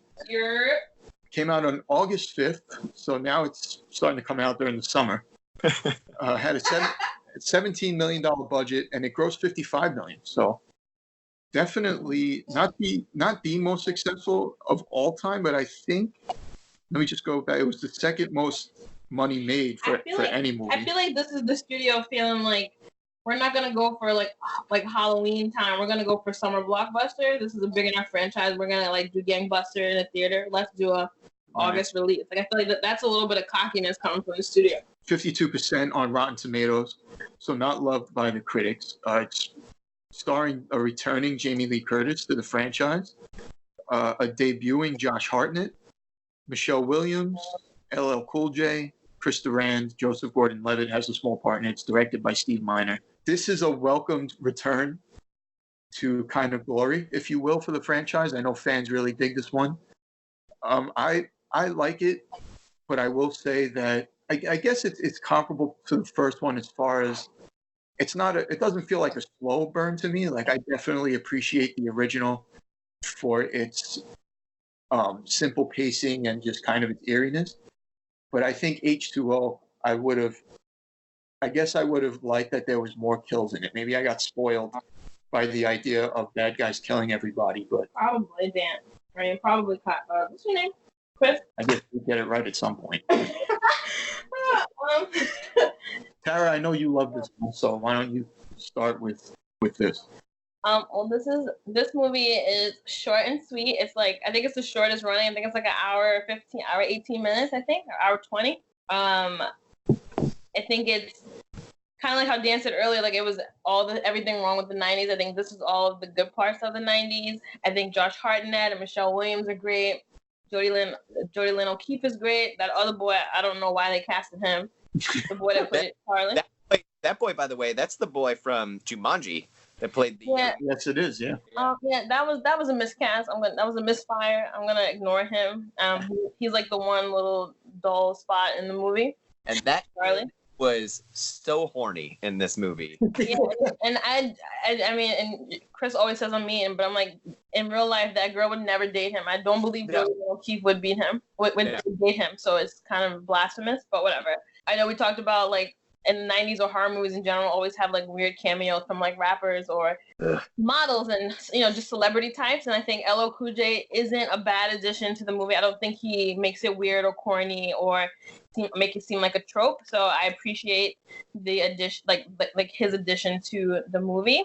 Obviously Jamie Lee Curtis coming back is fantastic. She's badass. Like her showdown with him is so good. I think Dan mentioned it earlier. Like her, like being like, I've seen this before. Like not letting the ambulance take his ass off to the morgue because she knows he's not dead. Like it's like Scream, right? Like where you know what's gonna happen. Like no one's stupid. Like she's like, you know, even when she wanted to make sure he was dead when he was on the table, and LL Cool J stopped her, but like she was going for like his head. She was like, I want his head off right now, because she just knew, and I just loved everything about it. There's a lot of references to I think Michelle Williams and her roommate are watching Scream 2, which I love, which is my other favorite horror movie. So it's just so fun. It's short, it's sweet. It has all the right references. Jamie Lee Curtis's mom is in this. Yep. She's the secretary, I guess. Mm-hmm. Yeah, it's fantastic. And I think the only thing I would agree with is that it could have more kills, maybe 2 or 3 more. And I think it would have been almost a perfect sequel. Yeah, I agree. I think that overall it's a high point in the franchise. My only real complaints are LL Cool J, like he's meant there as a joke. Like he's always on the phone with I don't know, his girlfriend writing this romantic novel. Yeah, and he's writing smut that he's reading to her. And then the end where you think he's dead, and then he gets back up, and like his last scene is him on the phone. He's like, "No, baby, just grazed my head. I'm totally fine." Like, oh my god. Ugh. And also Michelle Williams' eyebrows are tweezed beyond recognition. Oh yeah, Really? they are really small. Oh my! I'm gonna look. And they were so distracting. I couldn't stop staring at them. But aside from that, I really liked it. I liked what it did with Lori. I liked that it showed, you know, she's still struggling with it, but she's trying her best to move past it. I like the introduction of like her son, and she's like, you know, forced her paranoia on him, you know, like not letting him go out. She's literally running a secluded school in which he's stuck in this gated community and cannot leave. I think it works really, really well. I really enjoyed it. I thought it was great. I really like, you know, as they're escaping in the car, you know, and she gets to the gate, opens the gate, and decides, no, you know what? No, I'm going to end this. How badass is that part? Yeah. So And the next 20 years now, scared again, you know, she's like, you guys go, call for help. I'll be behind you. But she goes back in, like swallows her fear. And the scene where she's like stabbing him repeatedly before he falls off the balcony into the cafeteria is so visceral and great, because it's just her unloading 20 years of repressed fear and anxiety and everything, just, you know, just stabbing him so much. I thought it was great. It was a really great sequel. Did you notice that they kind of winked back to Scream?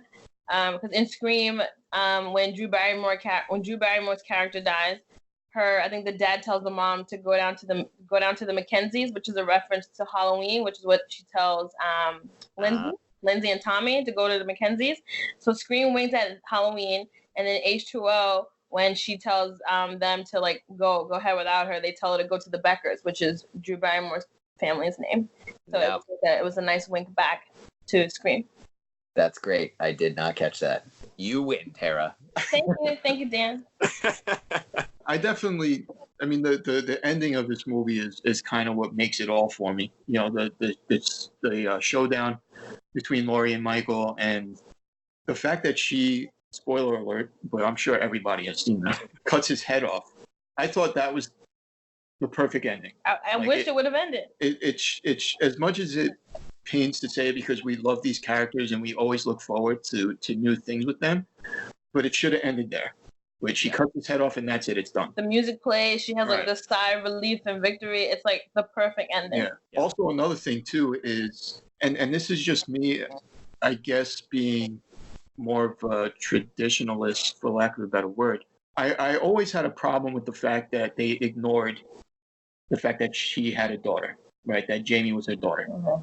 And we talked about how this franchise is a choose-your-own-adventure thing, and they retcon some things. But apparently, there's a hidden scene or a deleted scene somewhere that Laurie actually finds out that her daughter was murdered, that Jamie was murdered, and throws up in the bathroom. Yes, one of the students I think she teaches English. Mm-hmm. One of the kids does a book report or like a report on Jamie Lloyd and talks about how she got killed by Michael a few years ago. Yeah. And like was found in the barn, blah blah blah. And Laurie runs out and throws up, and then that's the end of that scene. So it's like it's them telling us that she acknowledged Jamie and that she just left her for dead, but they deleted it. They decided to just forget that storyline in general, which is I think a miss. I think that would have been cool, and it would have addressed it without having to dive too deep. Like I think the fans would have been like, okay, noted. Like now you're an asshole for leaving her behind and then having John and going on with your happy new family. But whatever. Yeah, I think that would have been interesting to keep in for sure. I think they didn't want. I think they took it out.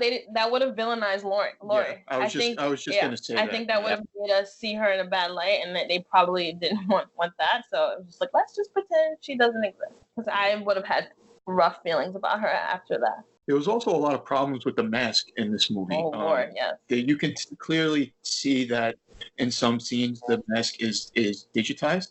I know there's a whole story behind it. There's a great documentary about the entire franchise, Halloween. I think it's 25 Years of Terror. 25 Years of Terror, yeah. And it goes into a lot of detail, about each movie and just, the challenges that they had. And there's a lot of problems with the mask in this one. And I just think it's funny that, like when the first time that he sees Laurie, they're looking at each other through the door.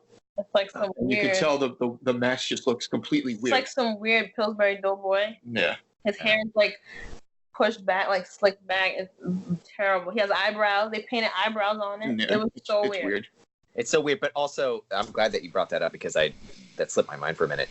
I freaking love that scene though, even though the mask is. The scene is great. Yeah. That find the keys scene. Oh my god. But when they first come face to face after 20 years, and just separated by the glass, and they both freeze and just stare at each other. Oh, it's so good. Which reunion was better for you, or like which did you think was cooler? When Snake Freddy sees Nancy again for the first time and goes, "You," or when Michael and Laurie lock eyes through the door for the first time? I think I love both, but I think Michael and Laurie is more impactful. Yeah, I would agree. All right, so Halloween Resurrection. Here we go with this one. Came out in 2002 on July 12th. I mean, it's getting early. It's about to come out on Valentine's Day. It had a $15 million budget. It grossed $37 million. 11% on Rotten Tomatoes, so it's the second lowest rated. I actually saw this in the theaters. Yep, me too. It's starring Busta Rhymes. I like Busta Rhymes. I like his old music, but he needs to not act. Also, Brad Laurie, Bianca Kalick. I can't pronounce her last name. I apologize for that. Katie Sackhoff, Tyra Banks, Sean Patrick Thomas, and Jamie Lee Curtis has a small part in this. Directed by Rick Rosenthal, who directed Part 2, so he's back. And it's such a shame that he came back for such a piece of shit of a sequel here. Wait, which one did he do? He did Part 2, Halloween 2. Oh, wow. I mean, this is a big change, a big departure. So, I mean, what can we say about this? I mean, the biggest thing, let's start with the biggest thing, is Laurie is now in a mental institution because at the end of H2O, we mentioned she cut Michael's head off. Apparently, in order to make this sequel, they decided to tell the story that Michael crushed some security guard's throat, put the mask on him, so when Laurie cut off Michael's head, it wasn't really Michael. Right. So Michael escaped.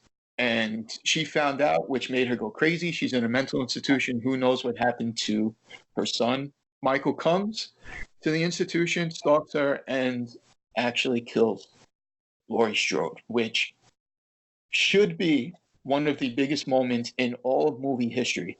But it is overshadowed by how bad this movie is. And it's really such a shame. And the fact that it's like used as prologue for this crap sequel is even more frustrating. Like like again, I talked earlier about how Michael doesn't often show, aside from the cleverness of like his elaborate setups with his dead bodies, like the foresight of him to be able to be like, no, I'm gonna put my mask on this guy, and then I'm gonna crush his throat so he can't say anything. Lord will probably think it's me. Like, what? He graduated from putting a blanket over himself and pretending to be a ghost to like, no, I'm gonna pull a costume switcheroo. You know, like, ugh. I will say, to be fair, I applaud them for like thinking of a clever way, because I think when they announced part 8, everyone was literally like, how is this gonna work? She cut his head off. What the fuck are they gonna do? Like, what, is he gonna be a zombie? Is some idiot gonna sew his head back on and lightning's gonna strike him? Like, everyone was like, what could they possibly do?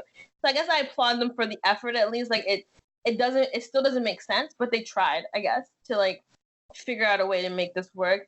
It would have made more sense if the whole climax didn't happen, or like the in between part where like where he comes out of the bag and she hits the brake and he like gets thrown out of the car and just gets up, typical Michael style. A human being a regular person would never get up from that. And the fact that this guy never took the mask off the whole time he's fighting with Laurie makes no sense.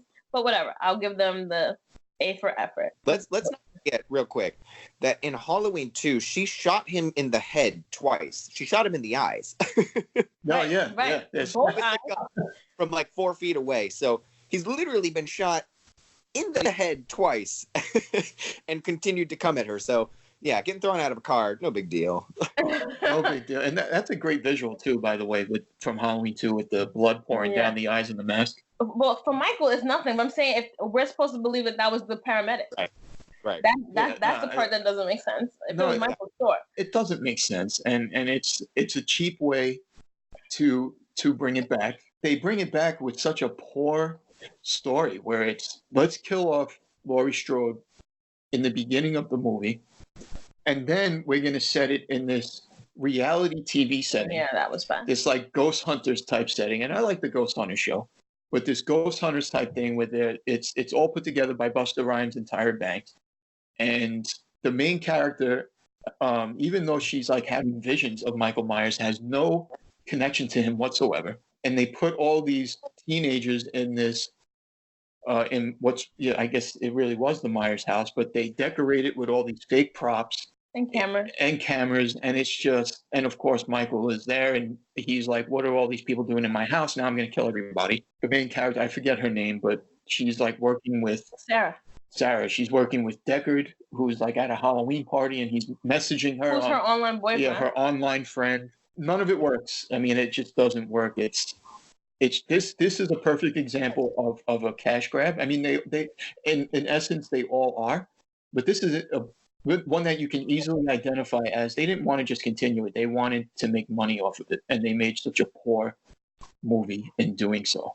Yeah, and they focused on all the wrong things. You know, like the internet cams and just like trying to put new technology into it, and then they tried to cast like known talent. You know, like they got the freaking Rookie of the Year, and and Katie said from Starbuck from Battlestar Galactica, and they're trying to get people who are at least like known, and it doesn't work. You can't do that. Like what makes slasher movies great is that they're nobodies, you know what I mean? Like you don't get distracted by like, holy crap, that's Katie Sackhoff, or that's the Rookie of the Year or whatever. Like they're nobodies. They become somebody later, like if you watch the original Friday the 13th now, you're like, holy crap, is that Kevin Bacon? Or Johnny Depp, but at the time they weren't anybody. Like I feel like this movie is a very clear example of the studio. I feel like it was probably 50 to 40, anywhere between 45 to 65-year-old executives. And we're like, how can we make this movie cool and hip? Let's throw in a rapper, that beautiful black model from Sports Illustrated. Let's throw in that boy from Save the Last Dance and the boy from Rookie. Like it seemed like very like forced. Like they were trying to like have like be hip. It seemed it's like pretty awful. And like even the dialogue in the movie, it's very much like they're trying to like appeal to teenagers, probably. An urban market. Like it was just very strange and Busta Rhymes' dialogue in this is cringeworthy. And, oh my! that round kick to the face, I was just like, Yeah, when he starts doing that Bruce Lee imitation with, Fantastic. and I'm a huge fan of Bruce Lee, and I love kung fu movies, and to watch him do that, and it's nothing against Busta Rhymes personally, but to watch him do that in this movie made me sick. I was like, this is gross. You ready for Dangertainment? Oh God. Yeah. I'll tell you this.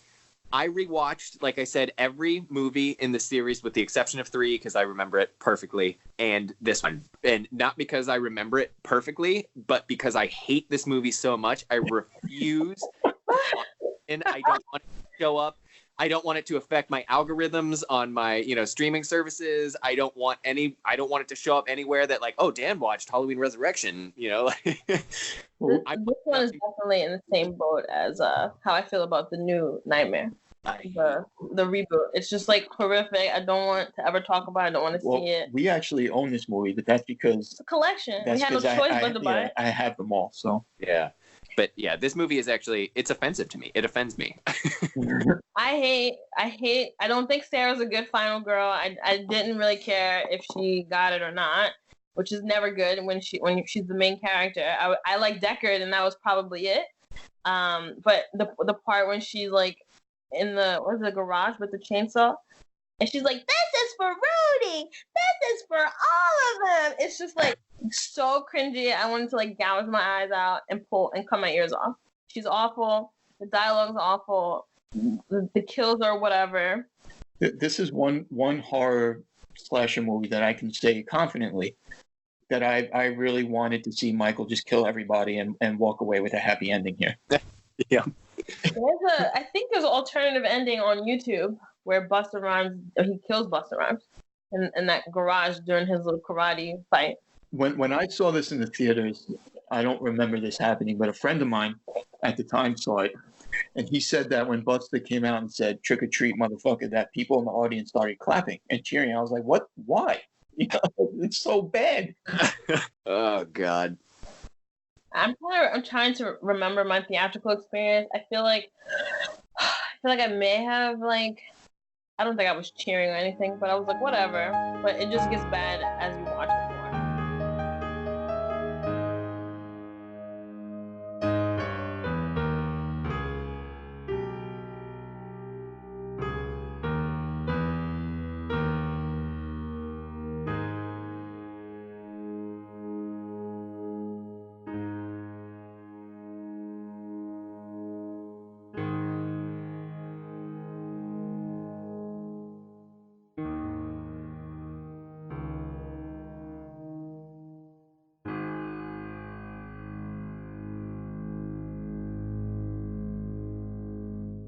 All right, so let's move on from that because I think we said all that we really want to say about it. Long live Laurie Strode. First Yes. of all, I have a question for you guys, and I don't know if they address it. But do we know why she's locked up? Is she locked up because they actually like she had a trial and they like, and this was like, let's plead insanity so you don't go to jail for killing this poor Probably. paramedic, Well, or did she go crazy? I think it's both. Like she probably went crazy, and they were like sympathetic to what was going on, and they're like, "Oh, let's just put her in this institution so she can get help," kind of thing. Or was she? Or was she like setting it up? Like she went there on purpose, knowing he would come back, and she just wanted like one nice little area to like build up, her defense. I mean, she was ready for it, so. Yeah. I have no idea. I honestly don't want to think about this movie anymore. Favorite, we got it. Already given this movie too much of my breath and life. Yeah, I know what I'm buying you for Christmas. Yeah. I'm going with a Blu-ray of this for sure. All right, so let's move on to. Let's do these both at the same time here. These are the Rob Zombie movies. So, Rob Zombie's remake came out in 2007 on August 31st. $15 million budget. It grossed $80 million, so it was successful. 27% on Rotten Tomatoes. And then Halloween 2 came out in 2009 on August 28th. Same type of budget, but grossed $39 million, so a lot less. And has a 21% on Rotten Tomatoes. And the cast is the same for both movies. It's Tyler Mane, Dague Fair. I can't even begin to pronounce that, so I apologize for that. Scout Taylor Compton. Danielle Harris is back in a totally new role. She's playing Annie. Thank God. Sherry Moon Zombie And Malcolm McDowell is the new Dr. Loomis. It's written and directed by Rob Zombie. Yeah, I hate him. I don't like these movies. He didn't waste any time. No, I'm not going to waste time with these. I was just not a fan, and for a number of reasons. One, Rob Zombie, I think, is, with the exception of The Devil's Rejects, I need to rewatch House of a Thousand Corpses because I've only seen it once, and that was when it came out. And I have not seen Three from Hell yet. Besides those three, I think he's a poor filmmaker. I think that his dialogue sucks. I think that we didn't need to be sympathetic for Michael Myers here, where he tells the origin story of how he came from a broken home and he had an abusive, I guess, stepfather. He was abused by a bully at school to the point where he, kills the bully with this incredibly big branch, and then goes just on a killing spree. He killed his stepfather. He killed his sister. His sister's boyfriend. His sister's boyfriend. He doesn't kill his younger sister, who was a baby at the time, and that's supposed to be Laurie. His mom is working, and she's probably the only thing that keeps him somewhat grounded until he snaps. I just didn't think we needed it, and I find it interesting that Rob Zombie did this because I watched him do an interview where he talks about how Halloween, and this was before he made the movie, that he didn't want to know about an origin for Michael Myers, and that it worked better when we didn't know what drove him. And then he goes and makes a movie and creates an origin story for him. So I found it interesting that he did that. It just doesn't work for me. It doesn't work on any level. And I wasn't crazy about the origin. I thought the rest of the movie just kind of happened, and then part two, don't even get me started. I think part two is just a clusterfuck of nonsense. Her being on the unicorn, and it's just like, this movie is dumb. And It's not a unicorn, Chris. It's a white horse. White horse, well, whatever it is. And he said, he being Rob Zombie, said that with Halloween 2, he liked it better because this is his creative freedom, and he did what he wanted to do with it. It just doesn't work for me on any level. So I'll let you guys take the reins from here. Terry, you want to go, or do you want me to? Go first, Dan. So, I personally really like Rob Zombie as a filmmaker. I think this is the first time that you and I have diverged, Chris. Yeah. He's all about. I feel like he makes movies like he writes songs, right? Where it's random imagery strewn together. And to me, I really like that. I think he's got great visuals. I don't know. Film is an interesting medium for him, and I think it works really well. But in the Halloween movies, it does not. I remember watching the first one when it came out. I went to theaters and saw it, and I loved it. And then I rewatched it the other day to prepare for this, and while I still enjoyed a lot of it, I don't like it as a Halloween movie. I completely agree. It gets way too hung up on Michael's background. What makes him scary isn't his motivation. It's that he has no motivation. I don't want to know his origin. He's just a sad little kid. Watching him grow up is weird to me. It took 47 minutes. I checked the time. 47 minutes until we even got to adult Michael. Yeah. That's how long they spent on this kid's origin story. Rob Zombie has such a bizarre fetish for redneck America and sexual perversion. Yeah, he does. It felt more like Tobe Hooper's Texas Chainsaw Massacre than it did Halloween. If we would, and it's not Michael Myers and it's Leatherface, then it works because that's what Leatherface was this redneck hillbilly twisted bizarre family. It would be a perfect entry in that series. But as Halloween, it just missed the mark completely. I didn't like, and this may sound prudish, I don't mean it to be, but Laurie Strode was supposed to be the ultimate, the penultimate, final girl, the virginal final girl. And Laurie here was I don't know, she was far more sexual and far more she didn't have a boyfriend. She wasn't having sex on screen or anything, but she was very, she was just a horny teenager. Everything that she was doing was shock her parents and stuff. She didn't feel like Laurie Strode to me. I don't know. The first movie was tough. The second movie was I feel like the second movie was Rob Zombie watched all of the Halloween movies in a row while on acid and then passed out And this was his brain trying to process everything he saw. I feel like someone told Rob Zombie, like, hey, we'll let you do one more and that's it. And his goal was to pay homage to the entire franchise. So you get like the weird Halloween party from Halloween 6, you know, with Paul Rudd. You get are they connected, you know, psychically somehow, you know, from Get the aggressive truckers and hillbilly gun guys. Exactly, right? Like, it's got elements of the entire series thrown in there, but it is bananas and weird. And Michael talks in it, like, which is a cardinal sin. Like, that's like, you should never. He grunts when he stabs people. He just visually, it works. It's interesting. He's got a great aesthetic, and he uses music incredibly well in his movies. I really like the way Rob Zombie uses music, but holy crap. That second movie, I remember watching it and not liking it. I watched it the other night and was pissed that I was watching it. Like, it made me mad. I was like, what are you doing to this franchise? I hate you. Yeah, and you know, maybe it's a little unfair to call him a poor filmmaker because I mean, I am a fan of it. I like his music. I'm a big fan of White Zombie, which is, you know, his original band. And I do like The Devil's Rejects. I have, you know, House of a Thousand Corpses. I mean to rewatch because it's gotten more popular, I think, over the years. Yep.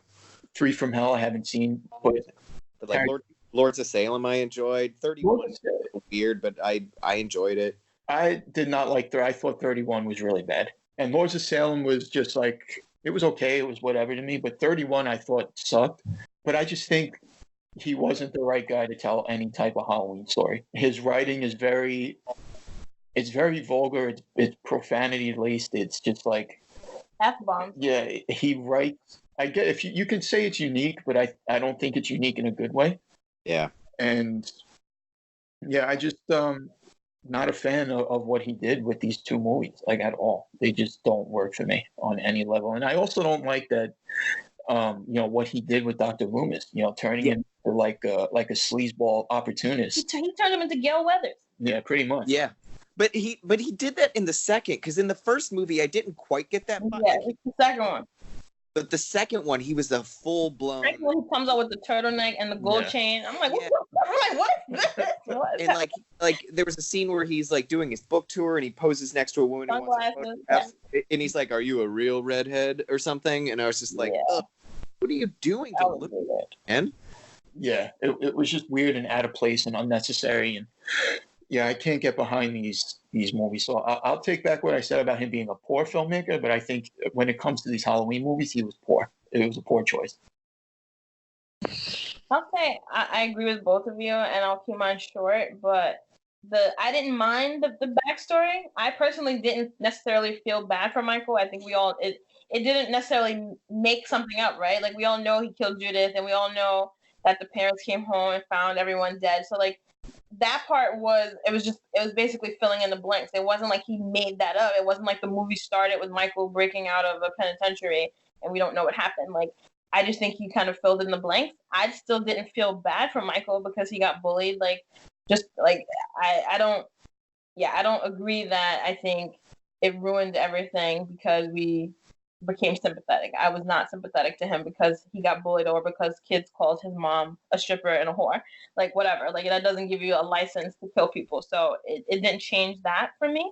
I didn't like Lori. I thought, as Dan kind of talked about, like, I just didn't feel she wasn't. She's supposed to be girl next door, and she was just the complete opposite. She didn't have to be like a saint and like a virgin and like a Bible thumper, but I just thought she just wasn't likable. I really didn't care that she was vulgar. It was more about just she wasn't fun or interesting or likable at all, and I didn't care if she died. I thought Annie played by Danielle Harris, was actually a much better character and a stronger character than the girl who was supposed to be the lead. And then the second movie, I just hate. It's awful. It's super gory. It's just like him just literally smashing and obliterating people. Like, all the head bashing and head stomping, like the way he kind of stabs Octavia Spencer in the beginning as the nurse about 45 times in just like vicious, brutal way. It's over the top. I think we all watch horror because we don't mind seeing a little brutality. but I felt like it was a little too much. So the second one gets a 7 thumbs down from me. And the first one, I take it for what it is. It's okay. I remember leaving the theater really loving it. Over the years, that's weakened a little bit, but it's still enjoyable. I also think Tyler Mane as Michael Myers is too big. Too big. He's too big. I mean, the guy's a former professional wrestler, so he's just a large man, but I thought he was too big for this role. Yeah.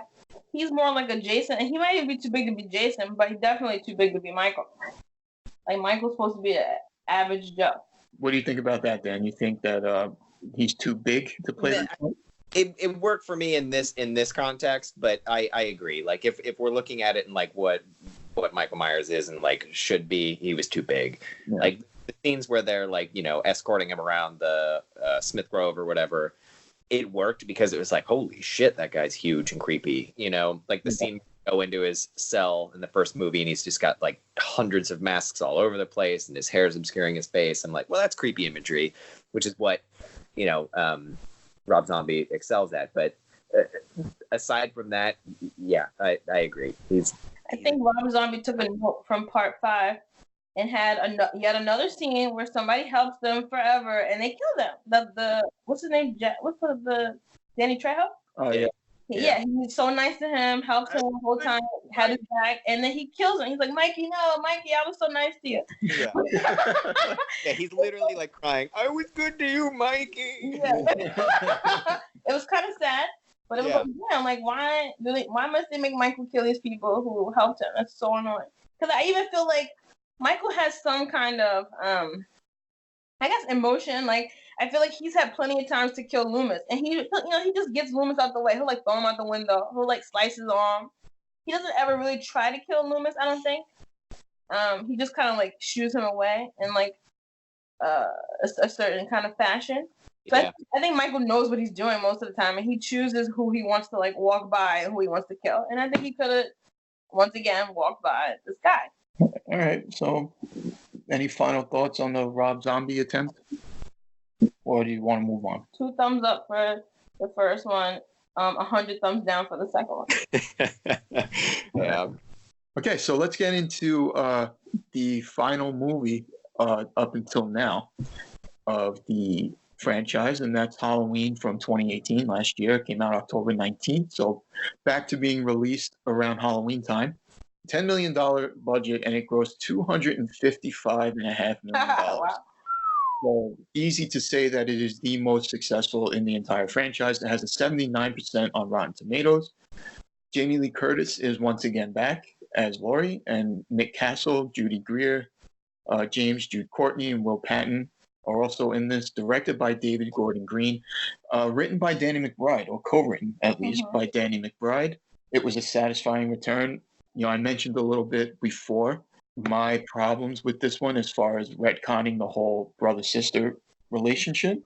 If you get past that, if you're able to look past that, I think it's a fun movie. I also don't like this new doctor that's in it, and I don't like the fact that he wants to see Michael in his natural habitat, as he called it. Yeah, actually, Michael's a great white shark. Yeah, and kind of sets up some things for him. I think he even set up for him to escape.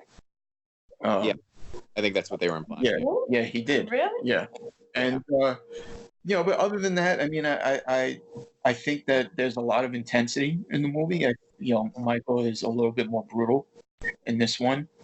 It's a direct sequel from the first. It's funny that they got 2 people doing a podcast, and they're trying to tell the story of Michael. I think what kind of bothers me a little bit about that too is that they tried to sympathize with him and say, oh, well, he's just a person who did this, instead of realizing that he's just this evil monster. Laurie is now pretty much secluded and is an alcoholic, and her daughter, played by Judy Greer, kind of keeps her at bay. She has a granddaughter. We'll call her Bob. But yeah, but at the end of the day, all in all, I think that this was a good return to form for the franchise, and there's 2 more coming out. So, what do you guys think? So I saw this movie in September. So I saw it a whole month before it actually came to theaters. I saw it at TIFF. And so I was like, and you can ask Chris, like I spent the entire month between the actual theatrical premiere, like just dying to talk to someone. I was like, God damn it, I saw this movie. Now no one else in the world knows what I saw, and all I wanted to do was talk about how amazing and awesome it was, and I couldn't. So that was like very frustrating. But I basically loved everything about it. I think even the opening sequence, that like the title card, how it went back to the origin, like of the first and the second one, and how they even do like the reverse pumpkin smash. So like the pumpkin is already smashed and it's going like backwards into turning back into a full pumpkin, which is to like symbolize the revival of the series and the franchise and Michael. So I love that, how they just like come out really strong. I think they added in like the podcast piece, which is obviously topical and like something that's very of the now without it being overwhelming or corny or annoying. It was very natural, I think. The characters were fantastic. They were kind of annoying. And I thought the way they approached Lori in the beginning about her story was I think they were kind of assholes about it, like offering her $6,000 and like kind of like belittling her experience. I feel like they were being obnoxious. So I'm glad she kind of threw them out. But I think the kills were really good. I think he was really brutal, but not overly brutal. I think James Jude Courtney did a really great job of playing the role. I think Laurie's granddaughter wasn't that great. I could have done without her. I feel like me and along with every other major fan of the franchise just really wanted to see Laurie Strode and Michael. Obviously, I assume the granddaughter will have a larger role in the sequels, so she had to be there. But I could have done without her. If she wasn't in it, I think it still would have been great. But yeah, overall, I was happy with it. I thought it was a true testament to what someone who would be traumatized would act like.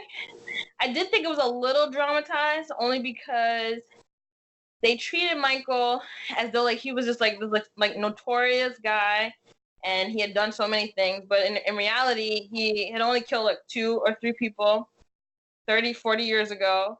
And like the way they treated him in the movie, like the treatment he got was as if all the movies had existed. So he'd killed 60, 70 plus people. And I thought that was like a miss. Like it's like he shouldn't be like this feared and revered. He choked 3 people and like everyone's like he's like a legend. It's like kind of weird. But other than that, I thought it was fantastic, and I'm really looking forward to part 2 and 3.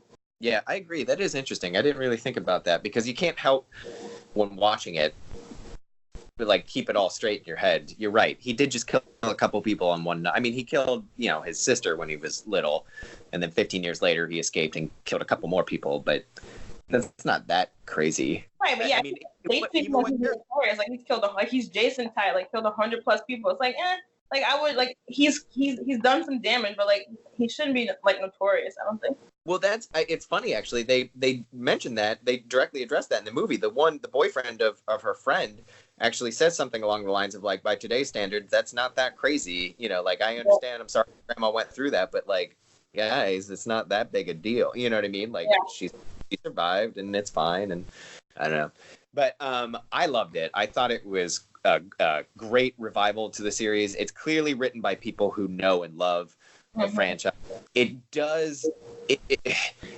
It's cheating a little bit, in my opinion, in the same way that like The Force Awakens was cheating. I love The Force Awakens, but really all The Force Awakens is repackaging A New Hope with some elements of Empire back to you.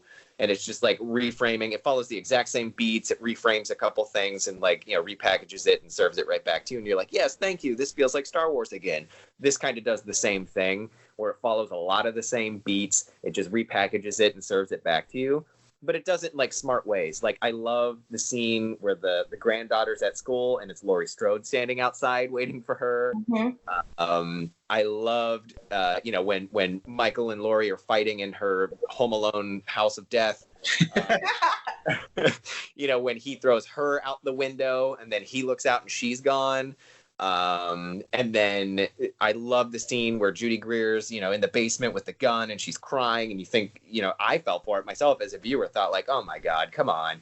And then he her and she, her training snaps back in and she's like, gotcha, and shoots him. And then right after she shoots him, Laurie Strode's face appears out of the darkness behind him, just like Michael's face has done in like every one of the movies in the franchise. Like she is now Michael, basically like hunting him. I loved it. I thought it was great. It was a lot of fun. I like what it explored with Laurie, you know, how she was never able to get over it, and so she took like a Sarah Connor approach. Like, yeah, she's still dealing with like the PTSD of it all, but like she's like spent the last 40 years training and practicing and thinking of every possible angle at which he might come at her. You know, her house is literally a death trap designed to capture her and kill him. It was a blast. I thought it was really good and really, really well done, and I'm really excited to see what they do with the next two. Yeah, I think it's called, the next one is Halloween Kills. And then Halloween Ends. Yeah. Yeah. And we'll see if it really ends. Did you hear about the casting for Halloween Kills? So Anthony Michael Hall is going to be adult Tommy, and Kyle Richards is coming back as adult Lindsay. So the Tommy and Lindsay will be back, and I'm sure they'll be there to die, but it's interesting. It's interesting. And Anthony Michael Hall is an interesting choice, too. I don't mind that. King of the 80s. They couldn't get Paul Rudd back as Tommy. Yeah. Guess not. Paul was like, I don't have time for this Ant-Man now. Are they making an Ant-Man 3? I don't know. I'm sure he's in another Marvel movie. You know, Tara will attest to this. It was when she saw the movie at the Toronto Film Festival and was kind of trying to give me information without spoiling it, even though she wanted to spoil it many times. But just watching the trailer and seeing in the trailer them say, you know, oh, they were never brother and sister. That was something the media made up. Like, Tara can tell you that I kind of screamed, I'm done. Yeah, he was like, I'm not watching. It was like just, August. He was like, I'm not watching this. Yeah, like, I was, because I felt it was like I took it personally, and that's probably just me being silly and stubborn or whatever. But always. So I went into it low-browed, like low expectations. I was like, yeah, whatever, and came out kind of like, okay, it was fun, it was cool, and we'll see where they go from here. Yeah, I think it was just a good return and a much needed, maybe not a brand new fresh breath of air, but a much needed one, you know, like just a nice return after so many years of bad sequels and bad movies and just doubt of where the franchise would go, whether or not it would really come back. Yeah, I'm glad that the people who did it care about it, because if you're going to do more movies with these characters, they have to be done by people who actually give a shit. Otherwise, it's just not going to work. Otherwise, you're going to get a Freddy versus Jason and Ronnie Yu thing. So I have a question for you guys. So I know there was a lot of sentiment around Laurie Strode and whether she would or should die at the end of this movie. So very similar to how people felt about Scream 4 and Sydney, Gail, and Dewey, making out of that movie alive. Like, a lot of people were like, hey, this is part 4. If you're going to move forward with the franchise, you have to get rid of the old players, right? And they ended up, all 3 of them survived once again for the 4th time, and people were kind of tired of it. And so I know that when this movie was coming out, a lot of people were like, Laurie has to go. If they're going to make more of these, she has to go. And this will be the final showdown. And I think some people were actually disappointed. I don't think it was like they don't love Laurie, but it was like, fuck, like, she's going to survive again, and now we have to watch this again. And it's just like, kind of like beating a dead horse. So, like, how do you guys feel about Laurie surviving this movie? Well, I'll tell you why it didn't bother me. That part of it is because we already saw it. We already saw her die. Yeah, it was in Halloween Resurrection, but we saw her die. So I think that if they would have killed her off again, that probably would have been weirder to me than having her survive it. Yeah, I agree. I think bringing her back just to kill her immediately again is... Yeah, what I figure will happen is they'll follow a bit of a Star Wars arc here where Halloween Kills will be The Empire Strikes Back. It'll end on a real down note of some sort. She'll probably die in that one. And then the final one will be the granddaughter or the daughter or whoever finally killing off Michael in some form. You heard it here first. That's my prediction. I think they'll have a lot of work to do, because I don't think, even though Judy Greer showed her stripes in the first movie, I think between her and the granddaughter, they can't hold. I don't believe that they have earned or can hold a final third film without Laurie. Like if Laurie does die in the second one, I don't believe Judy Greer's character or that granddaughter can carry that movie and it be in any way meaningful to any of us. Like I was not impressed with either of them enough where I'm like, yeah, I was rooting for them. I was rooting for Laurie, and if they made it out too, then great. But as it stands right now, they have a lot of work and building and development to do with the two of them for me to give a shit about them killing Michael in part 3. Yeah, I'd agree with that. And I guess we'll have to see. I mean, if they do that in the next one, next October. What do you guys predict and what do you want to happen? Do you think if this really is the last of the franchise, no more reboots, no more remakes, this is that third one will be Halloween really ends? Who do you think should come out a winner, Michael or Laurie? Or do you think both of them should die? I could accept both of them dying. I mean, I think Michael has to die no matter what for it to be. I mean, if it's called Halloween Ends, then I think Michael has to die. If Laurie dies, I can accept that they're both gone and that's it. It's over. It's finished, even though it'll probably come back at some point. But yeah, I can accept both of them going. Sure. You did? Yeah, same. He can't continue on without her, and I do like that they're like, not, inseparable. You know what I mean? Like right. Her is all about him, and his life is all about her. So for them to go out together somehow is fine with me. Honestly, I can't see any other way to end the franchise. Like, you should, as much as I love Laurie Strode, I feel bad, weird saying this, but like she doesn't get a happy ending. You know what I mean? Like, right. She has to die with him somehow. I also think they have to make them brother and sister eventually, or else I still think it's very weird.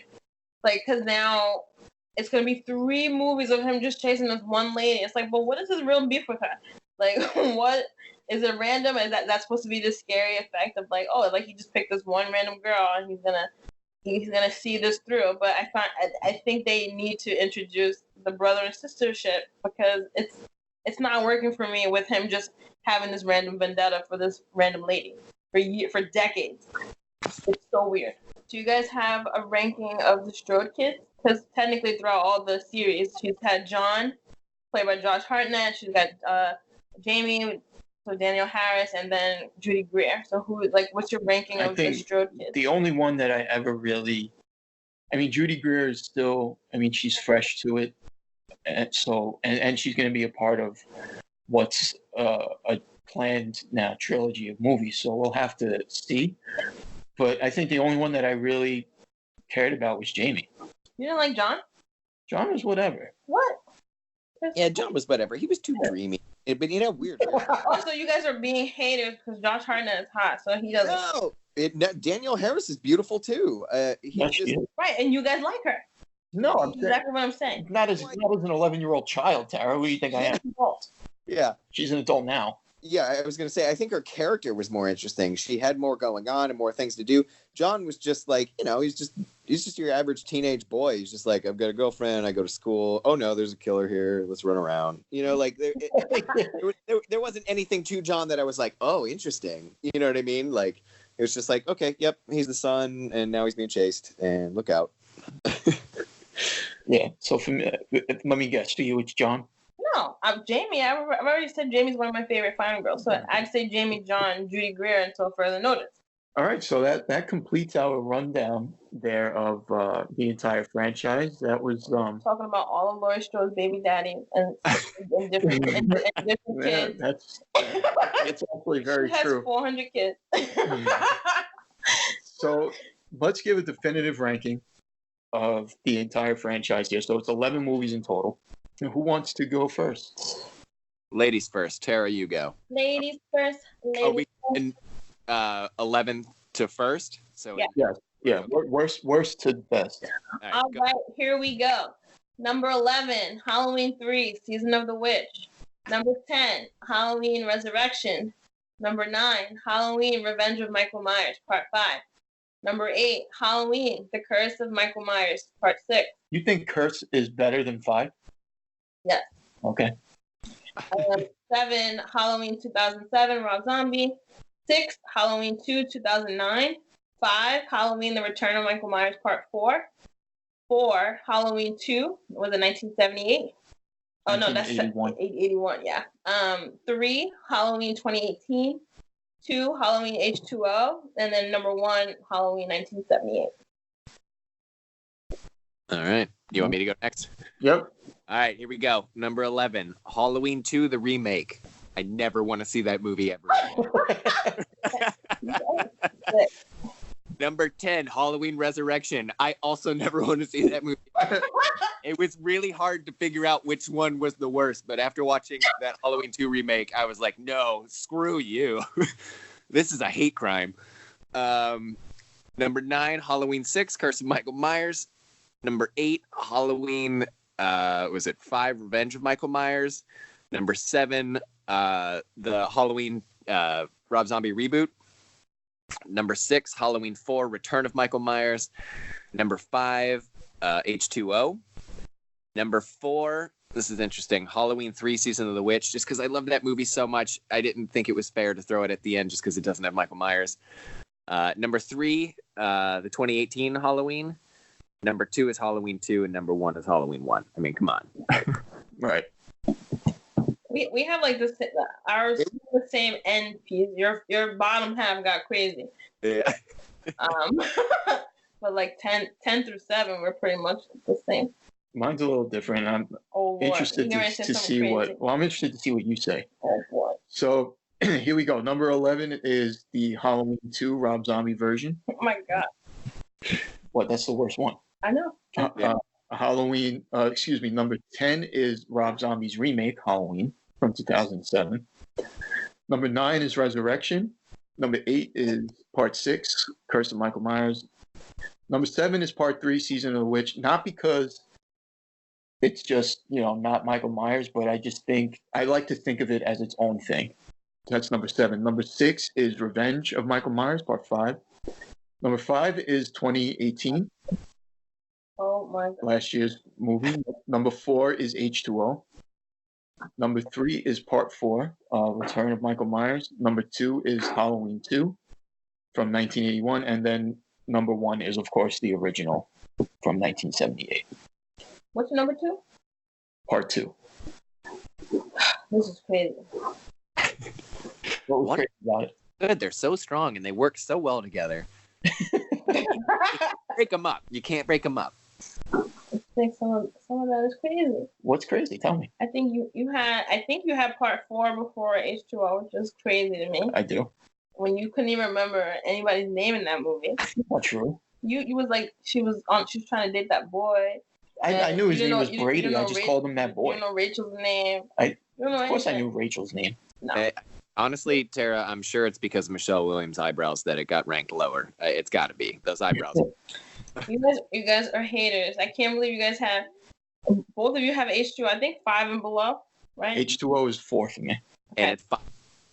So Dan is the violator here. Dan has it at the second half of the list. Are you insane? When all the first terrible movies exist. It's a list of 11. 5 is on the first half. I said almost, right? I said almost in the second half of this list, which is unacceptable when there's so many bad movies here. We all should have technically had the same top 4. Only 4 good movies. I think 5 and above was a crapshoot. That could have gone. It was the Wild Wild West. It could have gone anywhere. Look, I assume that the top 4 would all be the same because I think it's very clear what the top 4. I think we might agree. I think we all had. Yeah. I'm just letting Season of the Witch kind of play wild card here because I really like that movie. But if we remove that from contention here, then yeah, H2O would be my number 4 for sure. So no, I just have a new perception of you guys now. Well, watch Season of the Witch and then let's see what you actually think. I'm not watching that movie about kids getting eaten by masks. Okay, you're missing out. So that's the synopsis of Part 3 in a nutshell by Tara. Tara's synopsis. I'm gonna start my own like Wikipedia, and I'm gonna give people a snapshot of films and from my own perspective, and it's gonna be fantastic. I'm gonna tell everybody everything they need to know. So I'm like, don't watch, piece of garbage movie, trash bag movie, like very straight to the point. I'm not gonna give this like small town girl falls in love with psychotic killer. Like, not doing that. It's gonna be a trash ass movie. A lot of ugly people. Not enough deaths. I need to give people the meat. Yeah. The meat, Chris. The first kill was fairly innocent. Yeah, you're a psychopath for even noticing that. Yeah. Okay. All right, so so that is our definitive ranking of Halloween. So I have a question for you guys, but I feel like we didn't talk about it. what? But like, what's everyone's favorite Michael Myers kill? Michael Myers kill. His kills don't stand out to me, not like a Jason or a Freddy. I know they tried to get a little creative with him as the franchise went on, but there's none that really sticks out to the point where I can say that's my favorite one that he ever did. My top 3 are Jamie. I think her, like, it was kind of emotional, and like there's like a kind of like a moment where she like says the uncle thing again and thinks he's gonna help her, and he like puts his hands out like he's gonna help her, and then he pushes her even further, and he turns the machine on. I don't know what kind of farm contraption that was, but it was disgusting. The second one would be Bob, just because I think we talked about it before, just like how iconic that is. And then the third is Dr. Sartain in the new one. I think the way he just steps on the guy's head is just insane, and it was very symbolic because that guy was a douchebag. Thought Michael was his friend. But those would be my favorite 3 kills from all the movies. But I do agree that they're not like super visual like Freddy or Jason, but I think he has good ones. Yeah, they're fairly straightforward. Like An honorable mention would be Jodie Lynn O'Keefe in H2O when he strings her up in a light bulb and stabs her 100 times and has her leg cut off by an elevator. When the dumbwaiter falls on her ankle, I feel that one. That one is awful, and her leg is hanging on literally by like a piece of skin, I think. Yeah. Disgusting. So I might push that up to number 2. Dan, do you have a favorite one? Or? I do like when he stomped on the doctor's head. God, this sounds terrible. This is, I feel like this podcast is going to be used against us at some like future.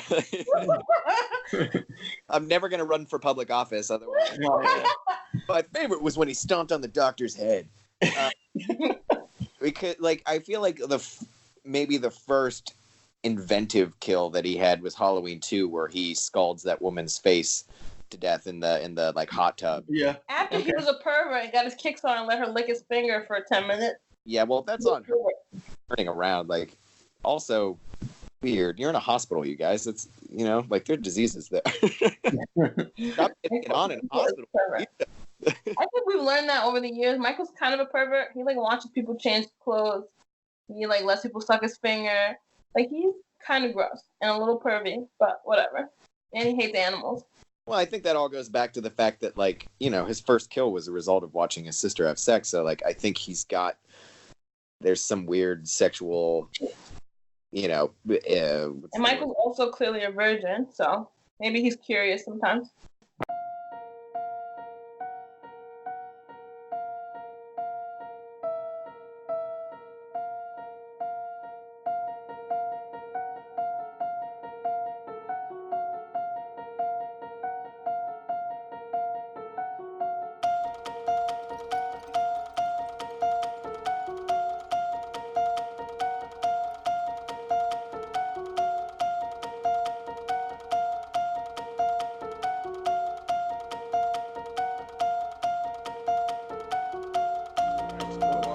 So that brings us to the end of our deep dive into the Halloween franchise and our ranking. I want to know what your ranking would be, and you can share your comments and thoughts and your favorite Halloween movie and least favorite in the comment section on YouTube.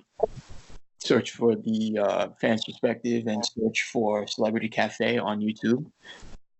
At me at Instagram at Chris Laporto at Fans Perspective Pod. And on SoundCloud, where this is going to be uploaded. And if there's any changes to where it gets uploaded, of course, I will share that. But let's talk about the future. Next week, I think we're not doing anything, right? I know you're going away, but I'd like to do another watch-along episode, something Halloween-ish. What do you say? Scream? could do Scream. Dan, you're more than welcome, of course. Awesome. Yeah, we'll figure out schedules for sure. And also in a couple of weeks, the new Terminator movie comes out, and I have to say that my excitement level keeps growing for this one. And I definitely want to do a bit of a deep dive into that franchise, which I know and I hope, Dan, that you'll be on board for that. So Yeah. Oh man, I'm a huge Terminator fan. Absolutely. I have thoughts. Yeah. That should be another T-shirt right there. That's another T-shirt. I have thought. Love all this merchandise. Yeah, guys, we're expanding. All right. So, all right. So, thank you everybody for listening. Make sure you tune in for these future episodes. They're going to be so much fun to do. Thank you, Tara, and thank you, Dan, for joining me for this. I know we went a little long, but I think we had fun, and I appreciate your time. So, yeah, thank you, guys. Of course. Yeah, it was a blast. Anything for Michael. Yeah. All right. So, until next time, this is the Fans Perspective signing off, and happy Halloween. Happy Halloween. Happy Halloween.